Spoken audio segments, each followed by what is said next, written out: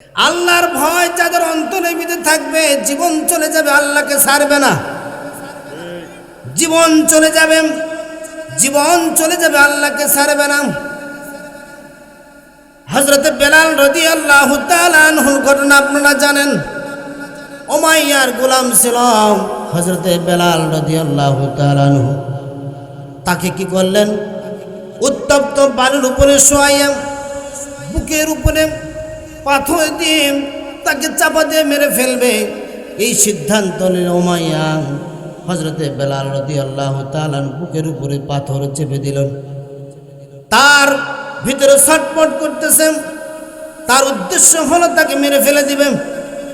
এই অবস্থা থেকে উমাইয়া ডাক দেয়, বলে বেলাল, তুমি তো এখন দুনিয়া থেকে বিদায় হয়ে চলে যাবে, কিন্তু তুমি আল্লাহকে ছেড়ে দাও, ইসলামকে ত্যাগ করো, ছেড়ে দাও, ইমানকে ছেড়ে দাও। কিন্তু বেলাল ডাক দেয় বলে, আমি ওই আল্লাহকে মহব্বত করে ভালোবাসি, আল্লাহর ভয় অন্তরে ঢুকাইছে, জাহান্নামের ভয় অন্তরে ঢুকাইছি, আমার জীবন চলে যাবে তাও ভালো, কিন্তু আমি আল্লাহকে ছাড়তে পারবো না। যেরকম সুবহানাল্লাহ। আল্লাহকে যারা একবার চিনেছে তারা জানে আল্লাহর নামের ভিতর কি মজা আছে, ঠিক কিনা? আল্লাহ মুবারক নাম হাই, আল্লাহ আল্লাহ আশিকু কা কাম হাই, अल्लाह अल्लाह तो मेरा माबूद है, अल्लाह अल्लाह तो मेरा माशूक है। हजरत बेलाल রাদিয়াল্লাহু তাআলা আনহুকে রাতের বেলা রশি দিয়ে বাঁধা হতো, শিকল দিয়ে বাঁধা হতো, রাতের বেলা বেঁধে তাকে শাস্তি দেওয়া হতো। দিনের বেলা বখাটা যুবকদের হাতে উঠে দেওয়া হতো। বখাটা যুবকেরা হযরত বেলাল রাদিয়াল্লাহু তাআলা আনহুকে মানুষের দ্বারে দ্বারে, মদিনার দ্বারে দ্বারে হযরত বেলালকে ঘোরাইতো। আর এবার বলতো, যেই আল্লাহর কথা তুমি বারবার বলতেছো সে আল্লাহ তো তোমার কাছে আসতেছে না, সুতরাং তুমি আল্লাহকে ছেড়ে দাও, ইসলামকে ছেড়ে দাও, তাহলে তোমাকে এই বিপদ থেকে আমি এই মুহূর্তে মুক্তি দিয়ে দেব। হযরত বেলাল ডাক দেয়া বলেছে, আল্লাহু ইয়াসিমুকা মিনান নাস। আমি যদি আল্লাহর হয়ে থাকি, মহান রব্বুল আলামিন আমাকে অবশ্যই সকল ষড়যন্ত্র থেকে, সকলের হাত থেকে মহান রব্বুল আলামিন আমাকে হেফাজত করবে। হেফাজত করার মালিক কে? সে আল্লাহ আছে না নাই? হযরত বেলাল রাদিয়াল্লাহু তাআলা আনহুকে এই অবস্থা দেখে হযরত আবু বকর সিদ্দিক রাদিয়াল্লাহু তাআলা আনহু যত টাকা লাগে টাকা দিয়ে হলো হযরত বেলালকে আজাদ করে নিয়ে স্বাধীন করে দিল। হযরত বেলাল রাদিয়াল্লাহু তাআলা আনহু আল্লাহর রাসূলের দরবারে চলে গেল। নবীজি খুশি হইয়া হযরত বেলাল রাদিয়াল্লাহু তাআলা আনহুকে বুকে টেনে নিয়ে আমার নবীজির পাশেই রাখতেন, এবং নবীজি যতদিন জীবিত ছিলেন ততদিন হযরত বেলালকে আল্লাহ রসুলের মুয়াজ্জিন নিয়োগ দিয়েছে। জোরে জোরে কোন সুবহানাল্লাহ। সফরে গেল বেলাল রাদিয়াল্লাহু তাআলা আনহুকে নিয়ে যেত, অথচ চেহারাটা ভালো নয়, কিন্তু আল্লাহকে অন্তরে স্থান দিয়েছেন। চেহারাটা ভালো নয়, তার চেহারা কুৎসিত ছিল। আল্লাহ ডাক দেয়, বলে বান্দা, ওই যে হযরত বেলালের এত সম্মান আমি আল্লাহর কাছে কেন জানো? হযরত বেলালের অন্তরের ভিতরে আমি আল্লাহর ভয় ছিল, আমি আল্লাহর মহব্বত ছিল। আল্লাহকে ভয় করা অর্থ হলো, বিভিন্ন জায়গায় তাকুল্লাহ কথা বলেছে, আল্লাহকে ভয় করার অর্থ হলো আল্লাহ যা আদেশ করেছে সেটা মেনে নেওয়া, আর যা নিষেধ করেছে সেখান থেকে দূরে থাকার নামই হলো তাকওয়া। হযরত বেলাল রাদিয়াল্লাহু তাআলা আনহুর অন্তরের ভিতরে আল্লাহর ভয় ছিল, ওই জাহান্নামের আগুনের ভয় ছিল, যার কারণে হযরত বেলালের এত সম্মান মহান রব্বুল আলামিন দান করেছে। যেরকম সুবহানাল্লাহ। মুয়াজ্জিন হিসেবে নিয়োগ দিলাম। আল্লাহর নবী যতদিন জীবিত ছিল ততদিন মসজিদ নববীতে হযরত বেলাল রাদিয়াল্লাহু তাআলা আযান দিয়েছে, মুয়াজ্জিনের দায়িত্ব পালন করেছে। সুবহানাল্লাহ বলেন। মুয়াজ্জিনের দায়িত্ব পালন যারা করে তাদের সম্মান বাড়ায় দিয়েছে কে? বলেন তো। সর্বপ্রথম নবীজির মুয়াজ্জিন হলো হযরত বেলাল। এই বেলাল রাদিয়াল্লাহু তাআলার সম্মান আল্লাহর এত বাড়ায় দিল, কারণ হলো তার অন্তরের ভিতরে রাসূলের মহব্বত ছিল। সুবহানাল্লাহ। হযরত বেলাল কেমন মহব্বতওয়ালা সাহাবী! আমার নবী, আপনার নবী জনাবে মুহাম্মদুর রাসূলুল্লাহ সাল্লাল্লাহু আলাইহি সাল্লাম যখন দুনিয়া থেকে বিদায় হয়ে গেলেন, রাসূলের ওফাত হয়ে গেল, হযরত বেলালের কান্না আর কেউ আটকাতে পারে না। হযরত বেলাল টুপলা টাপলি বেঁধে নিয়ে মদিনা থেকে বের হয়ে চলে যাবে, দামেস্কের দিকে চলে যাবে। ইচ্ছা হলো এরকম কথা, আমার নবী নাই, এই জমিনে আমার নবী নাই, এই মদিনাতে আমার নবী নাই, এই মুসল্লাটা খালি দেখব, আমি কার জন্য আজান উচ্চারণ করব? সে আল্লাহর জন্য। এই আজানের ভিতরে যে হাবিবের নামটা নিব, সে হাবিব আমার সামনে নাই। আমি যে হাবিবের নাম নিলে তারপর তাকায় দেখে মুহাম্মদুর রাসূলুল্লাহ সাল্লাল্লাহু আলাইহি সাল্লাম সামনে আছে, সেই নবী যখন পাবো না, থাকবে আর নাই, এই মদিনাতে আমি থাকবো না। মদিনা থেকে বের হইয়া হযরতে বেলাল রাদিয়াল্লাহু তাআলা দামেস্ক চলে গেল। অনেক দিন পর্যন্ত দামেস্কে ছিলাম। হঠাৎ করে একদিন হযরত বেলাল রাদিয়াল্লাহু তাআলা স্বপ্নে দেখতেছে, নবী ডাক দেয়া বলো, বেলাল তুমি এত জুলুম করছো কেন আমার উপরে? ও বেলাল, এত ভালোবাসি তোমাকে, কিন্তু তুমি আমাকে ছেড়ে এইভাবে দূরে সরে গেলে, আমি কতদিন হয়ে গেল তোমাকে আমি কাছে পাই না। ও বেলাল, তুমি আমার কাছে আসো, আমার বড় ইচ্ছা তুমি আমার শিয়রে এসে আমাকে সালাম দেবে, আমার সঙ্গে সাক্ষাৎ করবে। ঘুম ভেঙে গেল। ঘুম ভেঙে যাওয়ার পরে হযরত বেলাল আর ঠিক থাকতে পারে না, মদিনায় চলে গেলেন। মদিনায় যাওয়ার পরে দেখে সেখানে সাক্ষাৎ হয়ে গেল ইমাম হাসান হুসাইন রাদিয়াল্লাহু তাআলা আনহুম, তাদের সঙ্গে সাক্ষাৎ হয়ে গেল। ডাকদা বলে, চাচাজি আপনি এসেছেন, আপনার জবানের মধুর আজানটা আমি কতদিন হয়ে গেল শুনি নাই। আমার নানা যেদিন থেকে দুনিয়া থেকে বিদায় হয়েছে, সেই দিন থেকে আপনার জবানে আর আজান শুনি নাই। সুতরাং আপনি একটু আপনার জবানে আজানটা আবার একটু ফুঁকে দাও, জোরে কোন আল্লাহু আকবার। হযরত বেলাল আর এই কথাটা ফেলতে পারলেন না, আজান দেওয়ার জন্য দাঁড়িয়ে গেলেন। হযরত বেলাল যখন আজান দেওয়ার জন্য দাঁড়িয়ে গিয়ে আশহাদু আল্লা ইলাহা ইল্লাল্লাহ আশহাদু আন্না মুহাম্মাদার রাসূলুল্লাহ বলে যখন কথা বললেন, এই কথা রাসূলের নাম আসার সাথে সাথে হযরত বেলাল নিজেকে আর কন্ট্রোল করতে পারে না, জমিনে পড়ে গেলেন বেহুশ হয়ে। সুবহানাল্লাহ। কারণ তাকে দেখতেন নবীজির সামনে আছে, অথচ নবী নাই। তার অন্তরের ভিতরে, আহারে যেই নবী আমার সামনে ছিল, আমি আজান দিতাম, আজান শেষে নবীজি ইমাম হয়ে ইমামতি করতো, তার ইমামতিতে আমি মুক্তাদি হয়ে নামাজ পড়তাম। আজকে আজান হচ্ছে, অথচ আমার নবী পৃথিবীতে নাই। নবীজির কথা তার অন্তরের ভিতরে স্মরণ হয়ে নিজেকে কন্ট্রোল করতে পারলেন না, জমিনে পড়ে গেলেন। সুবহানাল্লাহ, সুবহানাল্লাহ। এভাবে আজান শেষ করলেন। হযরত বেলালের জবানের আজান শুনিয়া মদিনার মানুষেরা, মুহাজির এবং আনসার এবং তাদের স্ত্রীরা যারা পর্দাশীল ছিল, তারা অনেকেই কান্না করতে করতে বের হয়ে গেল। এই যে মনে হয় আবার মুহাম্মদুর রাসূলুল্লাহ সাল্লাল্লাহু আলাইহি সাল্লাম মনে হয় এসেছে, অথচ সামনে দেখা যায় না মুহাম্মদ সাল্লাল্লাহু আলাইহি সাল্লাম নাই। হযরত বেলাল রাদিয়াল্লাহু তাআলা এভাবে আজান দিলেন কয়েকদিন। তারপরে কয়েকদিন মদিনা থাকার পরে হযরত বেলাল আবার মদিনা থেকে বের হয়ে দামেস্কে চলে গেলেন। সেখানে তার ইন্তেকাল হলো, সেখানে তার এখন কবর। বলেন তো, হযরত বেলালের অন্তরের ভিতরে আল্লাহর মহব্বত ছিল কিনা? রাসূল সাল্লাল্লাহু আলাইহি সাল্লামের মহব্বত ছিল কিনা?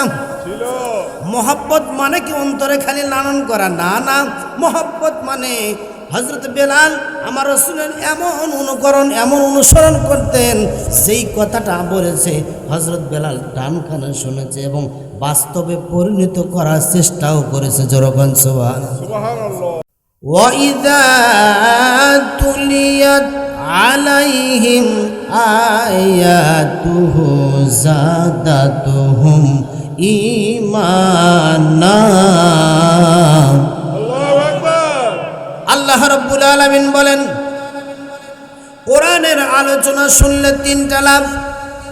প্রথম নম্বর যে লাভ হবে, ইমানদার যারা ইমানদার কোরআন শুনবে, ইমানদারদের ইমানের পাওয়ার বাড়তে থাকবে। যেরকম সুবহানাল্লাহ, সুবহানাল্লাহ।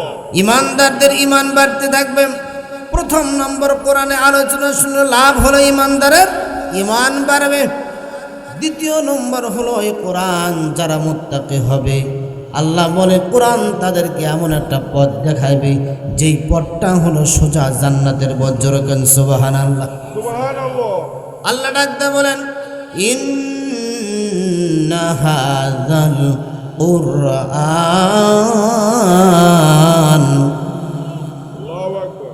ইন্না হাযাল কুরআন ইয়াহদি লিল্লাতী হিয়া আকওয়াম আল্লাহু আকবার।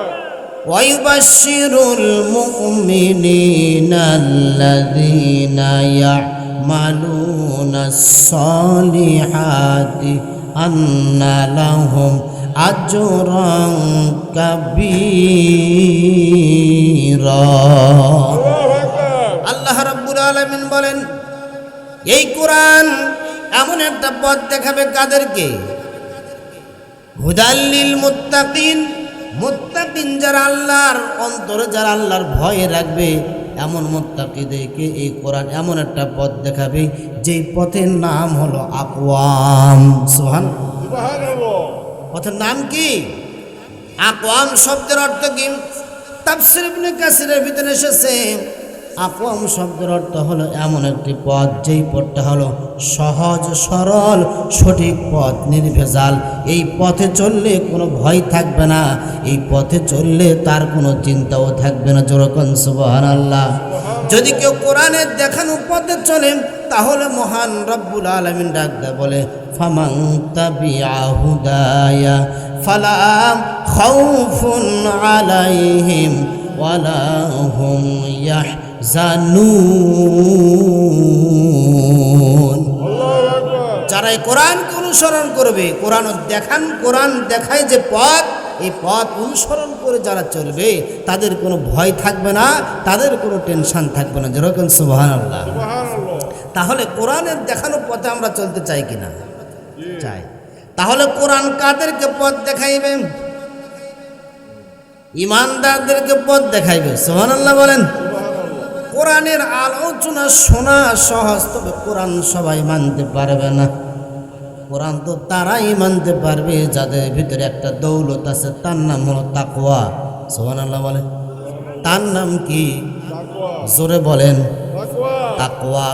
আল্লাহ বলে, হুদাল্লিল মুত্তাকিন, যারা তাকওয়া অবলম্বন করেছে তাদেরকেই কোরআন এমন একটা পথ দেখাইবে যেই পথের নামই হলো আকওয়াম। সুবহানাল্লাহ বলে। সহজ সরল সঠিক একটি পথ দেখাইবে, যেই পথের শুরুটা হলো তাকওয়া, শেষটা হলো আল্লাহর জান্নাত। সুবহানাল্লাহ। কোরআনের দেখানো শুরুর পথটা হলো তাকওয়া, আর শেষটা হলো আল্লাহর জান্নাত। এই জন্য তাকওয়া অবলম্বন করতে হবে, তাকওয়া অন্তরের ভিতরে রেখেই কোরআনের আলোচনা শুনতে হবে। যেরকম ঠিক কিনা? ঠিক। কোরআনে আলোচনা সবাই শুনবে কিন্তু মানতে পারবে না। আল্লাহ বলেন, এই কোরআন সবার জন্যই নাজিল করেছি, কিন্তু সবাই এই কোরআন থেকে হেদায়েত দিতে পারবে না। সবাই এই কোরআন দেখানো, কোরআন যে পথ দেখায় এই পথে সবাই চলতে পারবে না। যাদের ভিতর তাকওয়া আছে কেবলমাত্র সেই এই কোরআন দেখায় যে পথে পথে চলতে পারবে। সুবহানাল্লাহ। এই জন্য আমি আপনাদের সামনে বলতে চাই, জবানের শুকরিয়া করতে হবে কার? আপনি ইমানদারদের ঘরে জন্ম নিয়েছেন, বাবা ইমানদার, দাদা ইমানদার, মুসলমানের ঘরে জন্ম নিয়েছি। কোনো জিহাদ করতে হয় না, যুদ্ধ করতে হয়নি, ইসলাম পেয়েছি। কিন্তু সাহাবায়ে কেরাম রাদিয়াল্লাহু তাআলা আনহুম, তারা অনেক চেষ্টা করে, অনেক মুজাহাদা করে, অনেক কষ্ট করে তারা দিন নিয়ে এসেছে, কোরআন নিয়ে এসেছে। ঠিক। ঠিক কি না? অনেক কষ্ট করেছে, এই জন্য কষ্ট করে যেই জিনিসটা উপার্জন করা হয় তার প্রতি মায়া আছে না নাই? আছে মায়া। বাবার সম্পদ যদি 10 বিঘা থাকে, 10 বিঘা সম্পদ, বাবা মারা গিয়েছে, ওয়ারিশ সূত্রে সন্তান 10 বিঘা সম্পদের মালিক হয়েছে একটা সন্তান। এই 10 বিঘা সম্পদ নষ্ট করতে সন্তানের গায়ে বাঁধবে না, কিন্তু এ বাবা অনেক কষ্ট করে কিন্তু মাথার ঘাম পায়ে ফেলে মাজায় গাম চেপেছেন, অনেক কষ্ট করে 10 বিঘা সম্পদ করেছেন, অনেক সময় প্রত্যামাকে ভাত খাইছে কিন্তু জমি বিক্রি করে নাই, ঠিক কিনা? কেন বলুন তো? কষ্ট করে করেছে, এই জন্য এই জিনিসটা রেখে গিয়েছে। কষ্ট করে যে জিনিসটা করা হয় তার মূল্য বোঝে, কিন্তু বেটা ওয়ারিশ সূত্রে এই 10 বিঘা পাইছে, এখন বিক্রি করে খালি বাজার লিয়ে ঘুরে, ঠিক কিনা? ঠিক। আল্লাহ ডাকতে বলে, বান্দা তোমরা কষ্টই ছাড়াই এমন একটা ইসলাম পেয়েছ, কোরআন পেয়েছ, শুধুমাত্র আল্লাহ তারা যেভাবে আমাদেরকে চলতে বলছে চলতে হবে। সাহাবায়ে কেরাম অনেক কষ্ট করেছে, সেই কষ্টটা তো আমরা করতে পারবো না। পারবো কি? পারবো না। তবে আমাদের সামনে যে কোরআন আছে, এই কোরআন যেই পথে চলতে বলেছে শুধুমাত্র আমাদেরকে চলতে হবে। চলার পথটা সহজ করে দিয়েছেন কে? আল্লাহ। চলার পথ সহজ করে দিয়েছে, শুধুমাত্র আমাদের চলাটাই বাকি। এটাই আমরা চলি না, ঠিক কিনা? এখানে কোরআনে আলোচনা হচ্ছে, কয়জন লোক বসেছে গোনা যাবে, হাতে গোনা যাবে, কয়জন লোক বসেছে? অল্প কিছু লোক অল্প কিছু লোক, বাকিগুলো ঘোরাঘুরি করছে বাইরে। বাইরে। অথচ কোরআনে আলোচনা হচ্ছে, এখানে কোরআনে আলোচনা হচ্ছে, বাহিরে ঘোরাফেরা করছে। কোরআনে একটা আলোচনা দিয়ে এখানে কোরআনে আলোচনা হচ্ছে, কিন্তু বাহিরে। অথচ আমরা চাই আল্লাহর জমিনে আল্লাহর দিন প্রতিষ্ঠিত হোক, চাই না? কিন্তু চাওয়ার আগে তো নিজের ভিতরে প্রতিষ্ঠিত করতে হবে। আপনার অন্তরের ভিতরে কোরআনে মহব্বত নিতে হবে। আপনি কোরআনকে ভালোবাসে একটি কোরআনে মাহফিল দিলেন, অথচ মাহফিলের লোক আপনার বাইরে আশেপাশে ঘোরাফেরা করছেন। আসেন, বসে যান, কোরআনে আলোচনা শুনি, ইমানকে বাড়াই। আল্লাহ রব্বুল আলামিন আমাদেরকে কোরআনের আলোচনা শুনে ইমানকে বৃদ্ধি করা তৌফিক আল্লাহ দান করুন। সকলে বলেন আমিন। আমি আপনাদের সামনে সূরা আহজাবের 70-71 নম্বর আয়াতে কারিমা তেলাওয়াত করেছি। 70 এবং 71 নম্বর আয়াতে কারিমা তেলাওয়াত করেছি। এই সূরার ভিতরে 73টি আয়াত আছে। আর সূরা আহজাবটা নাজিল হয়েছে মদিনা শরীফে। সুবহানাল্লাহ বলেন। সুবহানাল্লাহ। কোথায় নাজিল হয়েছে? মদিনা শরীফে। দুই জায়গায়, মক্কা শরীফ, মদিনাতুল মুনাওয়ারা, মক্কাতুল মুকাররমা, এই দুই জায়গায় মিলেই কোরআন নাজিল হয়েছে 30 পারা, ঠিক কি না? আল্লাহ রসুল জনাবে মুহাম্মদ রাসূলুল্লাহ সাল্লাল্লাহু আলাইহি ওয়াসাল্লাম মক্কাতে ছিলেন কয় বছর? কয় বছর ছিলেন মক্কাতে? মক্কাতে ছিলেন 13 বছর। বলেন কয় বছর ছিলেন? 13 বছর ছিলেন মক্কাতে। তো মক্কাতে থাকা অবস্থায় যে সমস্ত সূরা নাজিল হয়েছে, এই সূরাগুলোকে বলা হয় মাক্কিয়া। রাসূল সাল্লাল্লাহু আলাইহি সাল্লাম হিজরত করে মদিনা শরীফে যাওয়ার পরে যে সমস্ত সূরা নাজিল হয়েছে, এই সূরাগুলোকে বলা হয় মাদানিয়া। রাসূল সাল্লাল্লাহু আলাইহি সাল্লাম মক্কার জীবনে থাকা অবস্থায় মুনাফিক চিনত না। মুনাফিক কেমন, মুনাফিকের রং কেমন, মুনাফিক কাকে বলে, কি প্রকার, কি দেখতে, কি আলামত কি, আল্লাহ রসুল জানতেন না। মক্কা শরীফে রসুল সাল্লাল্লাহু আলাইহি সাল্লামের 2 শ্রেণী মানুষের সাথে সম্পর্ক ছিল। সুবহানাল্লাহ বলেন। সুবহানাল্লাহ। কয় শ্রেণী? আপনারা কি আমার কথা বুঝতে পারতেছেন? হ্যাঁ, রসুল সাল্লাল্লাহু আলাইহি সাল্লাম মক্কাতে থাকা অবস্থায় 2 শ্রেণী মানুষের সাথে সম্পর্ক ছিল। 1 নম্বর হল ইমানদার, 2 নম্বর হলো কাফের। মক্কা শরীফে কাফেররা রসুল সাল্লাল্লাহু আলাইহি সাল্লামের সাথে অনেক বিরোধিতা করেছে কাফেররা। কিন্তু রসুল সাল্লাল্লাহু আলাইহি সাল্লাম মক্কা থেকে হিজরত করে যখন মদিনায় চলে গেলেন, সেখানে গিয়ে রসুল সাল্লাল্লাহু আলাইহি সাল্লামের সম্পর্ক হলো আর একটা সম্প্রদায় সেখানে বেড়ে গেল, একটা দল বেড়ে গেল। বলেন তো সেটা কি? মুনাফিক। রসুল মক্কা থাকা অবস্থায় মুনাফিক চিনত না। মদিনা যাওয়ার পরে রাসূল সাল্লাল্লাহু আলাইহি সাল্লাম মুনাফিক চিনতে পারলেন। মুনাফিকের কাজ কি? মুনাফিক দেখতে আপনার আমার মতোই, টুপিওয়ালা, দাড়িওয়ালা, নামাজি, সব ঠিক আছে, কিন্তু কাজের বেলা নাই, আসল কাজের সময় নাই। এটাই হলো মুনাফিকের আলামত। এই সূরাটা মদিনা শরীফে নাজিল হয়েছে। এটা রাসূল সাল্লাল্লাহু আলাইহি সাল্লাম এই সূরার ভিতরে মুনাফিকের অনেক কথা আছে। সবচেয়ে বড় মুনাফিকি করেছেন আব্দুল্লাহ ইবনে উবাই ইবনে সালুল। আল্লাহর নবী যখন মসজিদ নববীতে খুতবা দেওয়ার জন্য যখন ঢুকতেন, তখন রাসূল সাল্লাল্লাহু আলাইহি সাল্লাম যখন মদিনাতুল মুনাওয়ারায় মসজিদে নববীতে যখন রাসূল খুতবা দেওয়ার জন্য যখন ঢুকবেন, ঢোকার সাথে সাথে আব্দুল্লাহ ইবনে উবাই ইবনে সালুল রাসূল সাল্লাল্লাহু আলাইহি সাল্লামকে দেখার সাথে সাথে দাঁড়িয়ে যেতেন। দাঁড়িয়ে গিয়ে রাসূল সাল্লাল্লাহু আলাইহি সাল্লামের প্রশংসা করতেন, বলতেন রাসূল সত্য নবী, সত্য নবী যা বলে সত্য বলে, ভালো মানুষ, তার চরিত্র ভালো, সে যে ধর্মের কথা বলে সত্য ধর্ম, ইসলাম ধর্ম শান্তির ধর্ম। এত সুন্দর করে আলোচনা করতেন, কথা বলতেন, সমস্ত উপস্থিতির মনটা আল্লাহ রসুলের দিকে মাইল যেন হয় এরকম চমক লাগা কথা বলতেন আব্দুল্লাহ ইবনে উবাই ইবনে সালুল। কিন্তু এই আব্দুল্লাহ ইবনে উবাই ইবনে সালুল যদিও রাসূল সাল্লাল্লাহু আলাইহি সাল্লামের প্রশংসা করতেন, কিন্তু বলেন তো সবচেয়ে বড় মুনাফিকি কে করেছে? অথচ আব্দুল্লাহ ইবনে উবাই সেই উহুদের ময়দান, রাসূল সাল্লাল্লাহু আলাইহি সাল্লাম উহুদের যুদ্ধে যখন 1000 সাহাবীদেরকে নিয়ে যখন উহুদের ময়দানে ঢুকবেন যুদ্ধের জন্য, তখন পিছন থেকে 300 জনকে নিয়ে যে পালিয়ে গেল সেই হুজুরের নাম কি বলেন তো? সে মসজিদে নামাজ পড়ত, সবই করত, কিন্তু রাসূল সাল্লাল্লাহু আলাইহি সাল্লাম বিরোধিতা করত। মুনাফিকের আলামত দেখেন, রাসূল বলেছেন মুনাফিকের আলামত হলো 3টা।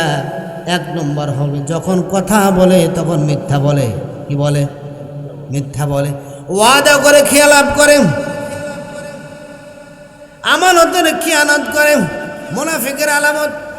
এখন আমরা কোরআনের আলোচনা শুনি, আমরা বক্তব্য খুব গলা ফাটা ফাটা বক্তব্য দেই, ওকে গালায় ওকে গালাই, গালাগালা করতে করতে একবার পঞ্চমুখ বানায় বক্তা আকৃষ্ট করার জন্য অনেক কথা বলে ফেললাম। কিন্তু প্রত্যেকটা ব্যক্তিরই প্রত্যেকটা জায়গা থেকে নিজেকে একটু চিন্তা করে দেখার আমার অবস্থাটা কি হয়ে আছে, ঠিক কিনা? নিজেকে নিয়ে ভাবে না, অন্যকে নিয়ে অনেকে ভাবছে। আমরা প্রত্যেকের উচিত আফি আনফুসিকুম আফালা তুবসিরুন, নিজের দিকে নজর করা, নিজেকে নিয়ে একটু চিন্তা করা। সত্যিকার অর্থে আমি যে বলছি হক কথা বলছি, আমি কতটুকু হকের উপরে টিকে আছি, আমি ন্যায় চাচ্ছি, আমি ন্যায়ের উপরে কতটুকু টিকে আছি। তবে কথা হলো ন্যায় চাইতে হবে, অন্যায়কে পরিত্যাগ করতে হবে, তবে ন্যায়ের উপরে নিজেকেও প্রতিষ্ঠিত থাকতে হবে। যেরকম ঠিক কিনা? আল্লাহ রাব্বুল আলামিন সূরা আহজাবের 70 নম্বর আয়াতে আল্লাহ ডাকতে বলেন, বিসমিল্লাহির রহমানির রহিম, ইয়া আইয়ুহাল্লাযীনা আমানুত্তাকুল্লাহা ওয়া কুলু কওলান সাদীদা। এই সূরার ভিতর আল্লাহ ডাকতে বলে, ইয়া আইয়ুহাল্লাযীনা আমানুত্তাকুল্লাহ, হে ঈমানদারগণ, আমার বন্ধুরা, তোমরা আমি আল্লাহকে ভয় করো। আল্লাহ ওয়াজ করতেছে ঈমানদারকে, সুবহানাল্লাহ বলেন। ঈমানদারদেরকে ওয়াজ করতেছেন, এই ঈমানদারেরা তোমরা আমি আল্লাহকে ভয় করো, আর যখন কথা বলবে সত্য কথা বলো। সুবহানাল্লাহ বলেন। সঠিক কথা বলবে, ন্যায় ইনসাফপূর্ণ কথা বলবে, কথার ভিতরে কোনো বক্রতা রাখবে না, কথার ভিতরে কোনো প্যাঁচপুচ রাখবে না। যখন কথা বলবে সহজ সরল সঠিক কথা, হক কথা বলবে। এটা নির্দেশ দিয়েছে কে? আল্লাহ রাব্বুল আলামিন ঈমানদারদেরকে এইভাবে ডাক দিয়েছে, কোরআন শরীফের ভিতরে বহু জায়গায় প্রায় 89 জায়গাতে আল্লাহ রাব্বুল আলামিন ইমানদারদেরকে ডাক দিয়েছে। কখন ইমানদারদেরকে ডাক দেয় বলে, ইয়া আইয়ুহাল্লাযীনা আমানু তুবু ইলাল্লাহি তাওবাতান নাসুহা। আল্লাহু আকবার। কখন আল্লাহ ডাক দেয় বলে, এই ইমানদারেরা তোমরা তওবা করো, তাওবাতুন নাসুহা। সুবহানাল্লাহ বলে। সুবহানাল্লাহ। আবার কখনো আল্লাহ ইমানদারদেরকে ডাক দেয় বলে, এই ইমানদারেরা তোমরা আমি আল্লাহকে ভয় করো। বলছে কে? কোরআন শরীফে এক জায়গা নয়, 2 জায়গা নয়, 89 জায়গায় আল্লাহ ইমানদারদেরকে এইভাবে দাওয়াত দিচ্ছে, এভাবে কথা বলতেছে। এই আয়াত কারিমার ভিতরে আল্লাহ বলছেন, ইয়া আইয়ুহাল্লাযীনা আমানুত্তাকুল্লাহ, হে ঈমানদারগণ তোমরা আমি আল্লাহকে ভয় করো, ওয়াকুলু কাওলান সাদীদা, আর যখন তোমরা কিছু বলবে, কথা বলবে, তখন কথাটা সত্য কথা বলবে। সুবহানাল্লাহ বলে। সুবহানাল্লাহ। সবচেয়ে সত্য কথা কোরআনের কথা। সবচেয়ে সত্য কথা কার কথা? আল্লাহর কথা, কোরআনের কথা। আল্লাহ ডাকতে বলেন, ওয়ামান আসদাকু মিনাল্লাহি হাদিসা। আল্লাহু আকবার। আল্লাহর চেয়ে সত্য কথা আর কারো হতে পারে? তাহলে এখানে আল্লাহর কোরআনের কথা হবে, সত্য কথা হবে, শুধুমাত্র কোরআন থেকেই কথা হবে, আজেবাজে কোনো কথা হবে না। শুনবেন তো ইনশাআল্লাহ? তাহলে আল্লাহ ইমানদারদেরকে ডাকতে বলেন, হে ইমানদাররা তোমরা আল্লাহকে ভয় করো। যাদের ভিতরে আল্লাহর ভয় থাকবে সে কখনো অন্যায় করতে পারবে না। যাদের ভিতরে আল্লাহর ভয় থাকবে সে কখনো গুনার কাজ করতে পারবে না। যাদের ভিতরে আল্লাহর ভয় থাকবে সে কখনো অন্যের হক নষ্ট করতে পারবে না। যাদের ভিতরে আল্লাহর ভয় থাকবে সে কখনো জাতিকে ধোঁকায় ফেলতে পারে না। যাদের ভিতরে আল্লাহর ভয় থাকবে সে কখনো হিংসা করতে পারে না, গীবত করতে পারে না। যাদের ভিতরে আল্লাহর ভয় থাকবে, আমরাই দেশের জন্ম নিয়েছি, এই দেশের জন্ম নিয়ে কেউ দেশের বিরোধিতাও করতে পারবে না। ঠিক কিনা? যাদের ভিতরে আল্লাহর ভয় থাকবে সে কেবলমাত্র আল্লাহকেই ভয় করবে, অন্য কাউকে ভয় করবে না। আর কারা আল্লাহকে ভয় করবে? আল্লাহ বলেন ইমানদার যারা তারাই কেবলমাত্র আল্লাহকে ভয় করবে। যাদের ভিতরে ইমান থাকবে সে কখনো উল্টা পাল্টা কথাও বলবে না। ইমান এমন একটা দৌলত, যাদের অন্তরের ভিতরে আল্লাহর ভয় থাকবে, ইমান থাকা শর্ত, ইমান নিয়ে যারা আল্লাহর ভয় অন্তরে লালন করবে, এই ব্যক্তিটা যখন কথা বলবে তখন সত্য কথা বলবে, মিথ্যা কথাও বলতে পারবে না। ঠিক কিনা? মিথ্যা কথা কি বলতে পারবে না? আল্লাহর ভয় যাদের অন্তরের ভিতরে থাকবে জীবন চলে যাবে, আল্লাহকে ছাড়বে না। জীবন চলে যাবে, জীবন চলে যাবে, আল্লাহকে ছাড়বে না। হযরত বেলাল রাদিয়াল্লাহু তাআলা আনহুর ঘটনা আপনারা জানেন। উমাইয়ার গোলাম ছিল হযরত বেলাল রাদিয়াল্লাহু তাআলা আনহু। তাকে কি করলেন? উত্তপ্ত বালুর উপরে শোয়াইয়া বুকের উপরে পাথর দিয়ে তাকে চাপা দিয়ে মেরে ফেলবে, এই সিদ্ধান্ত নিল উমাইয়া। হযরতে বেলাল রাদিয়াল্লাহু তাআলা বুকের উপরে পাথর চেপে দিলেন। তার ভিতরে ছটফট করতেছে, তার উদ্দেশ্য হলো তাকে মেরে ফেলে দিবেন। এই অবস্থা থেকে উমাইয়া ডাক দেয় বলে, বেলাল তুমি তো এখন দুনিয়া থেকে বিদায় হয়ে চলে যাবে, কিন্তু তুমি আল্লাহকে ছেড়ে দাও, ইসলামকে ত্যাগ করো, ছেড়ে দাও, ইমানকে ছেড়ে দাও। কিন্তু বেলাল ডাক দেয়া বলে, আমি ওই আল্লাহকে মহব্বত করে ভালোবাসি, আল্লাহর ভয় অন্তরে ঢুকাইছি, জাহান্নামের ভয় অন্তরে ঢুকাইছি। আমার জীবন চলে যাবে তাও ভালো, কিন্তু আমি আল্লাহকে ছাড়তে পারবো না। যেরকম সুবহানাল্লাহ। আল্লাহকে যারা একবার চিনেছে তারা জানে আল্লাহর নামের ভিতরে কি মজা আছে। ঠিক কিনা? আল্লাহ মুবারক নাম হাই, আল্লাহ আল্লাহ আশিকু কা কাম হাই। अल्लाह अल्लाह तो मेरा माबूद है, अल्लाह अल्लाह तो मेरा माशूक है। हजरत बेलाल রাদিয়াল্লাহু তাআলা আনহুকে রাতের বেলা রশি দিয়ে বাঁধা হতো, শিকল দিয়ে বাঁধা হতো। রাতের বেলা বেঁধে তাকে শাস্তি দেওয়া হতো। দিনের বেলা বখাটা যুবকদের হাতে উঠে দেওয়া হতো। বখাটা যুবকেরা হযরত বেলাল রাদিয়াল্লাহু তাআলা আনহুকে মানুষের দ্বারে দ্বারে মদিনার দ্বারে দ্বারে হযরত বেলালকে ঘোরাইতো।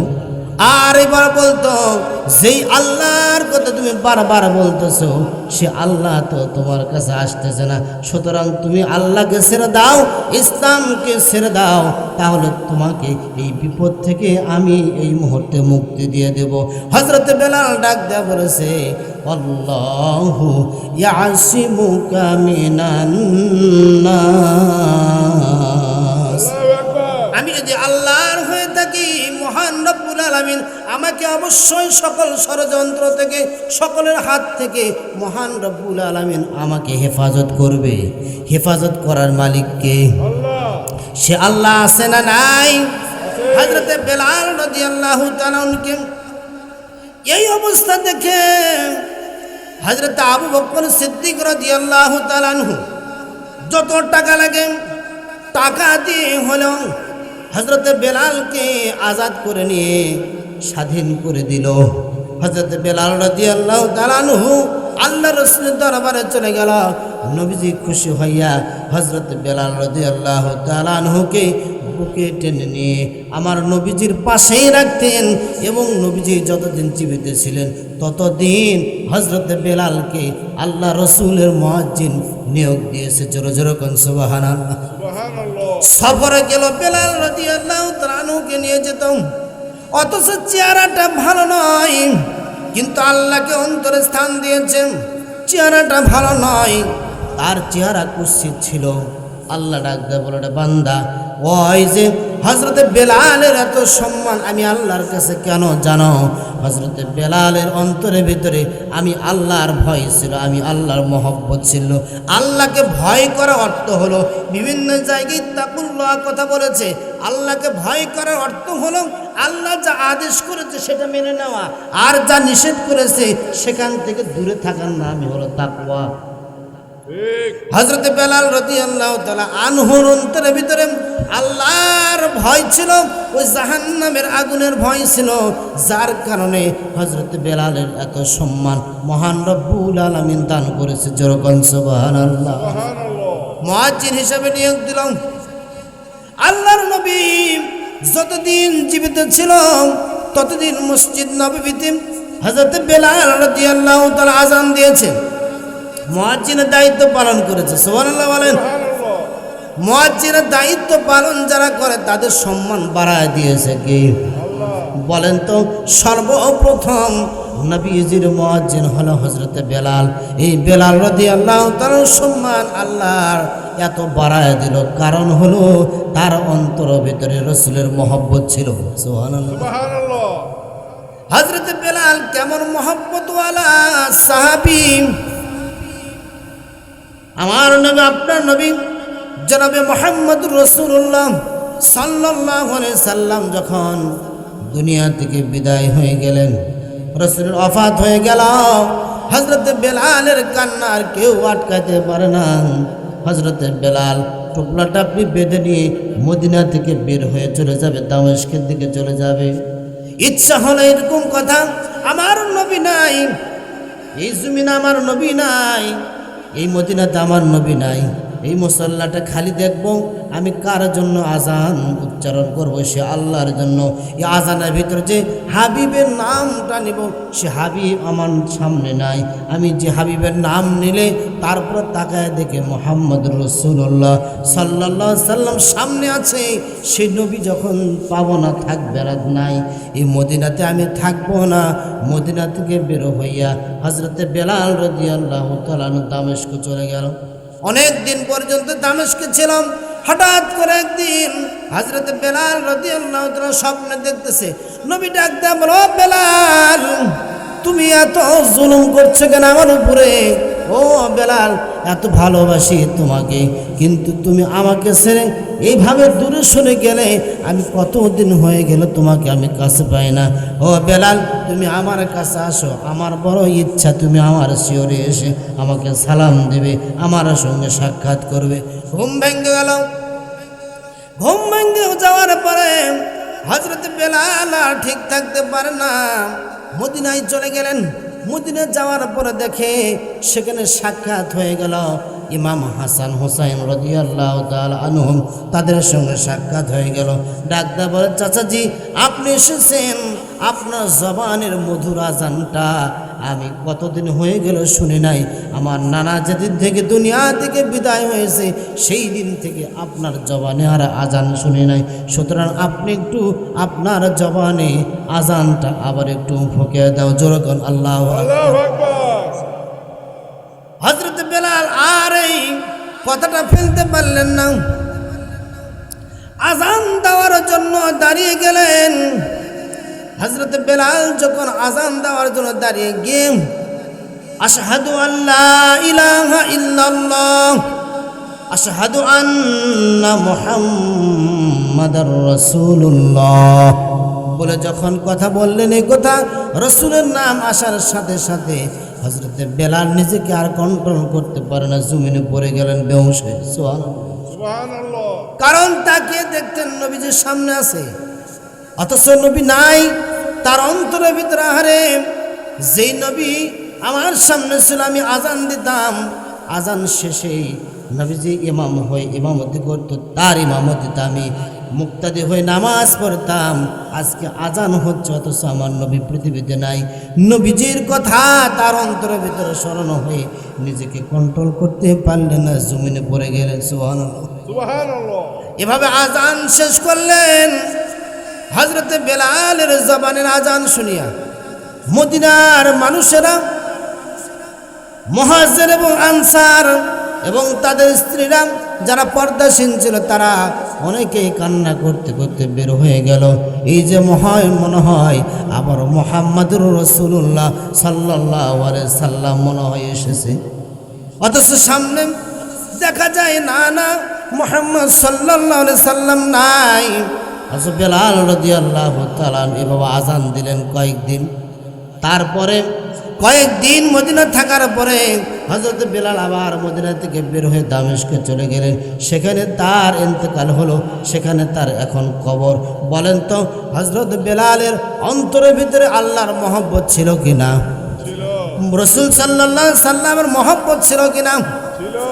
মহব্বত মানে কি অন্তরে খালি লালন করা? না, মহব্বত মানে হযরত বেলাল আমার রাসূলের এমন অনুকরণ, এমন অনুসরণ করতেন, যেই কথাটা বলেছে হযরত বেলাল ডান কানে শুনেছে এবং বাস্তবে পরিণত করার চেষ্টাও করেছে। যখন সুবহানাল্লাহ। হযরত বেলাল একদিন শুনলেন যে মাথায় টুপি রাখা সুন্নাত, মাথায় টুপি রাখা সুন্নাত।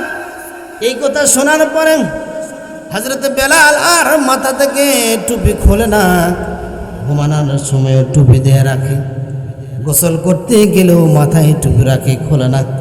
আল্লাহর নবী ডাক দেয়, বলে বেলাল এইটা সুন্নাত তো অবশ্যই, কিন্তু ঘুমের সময় গোসলের সময় খুলে রাখতে হয়। সুবহানাল্লাহ বলে। সুবহানাল্লাহ।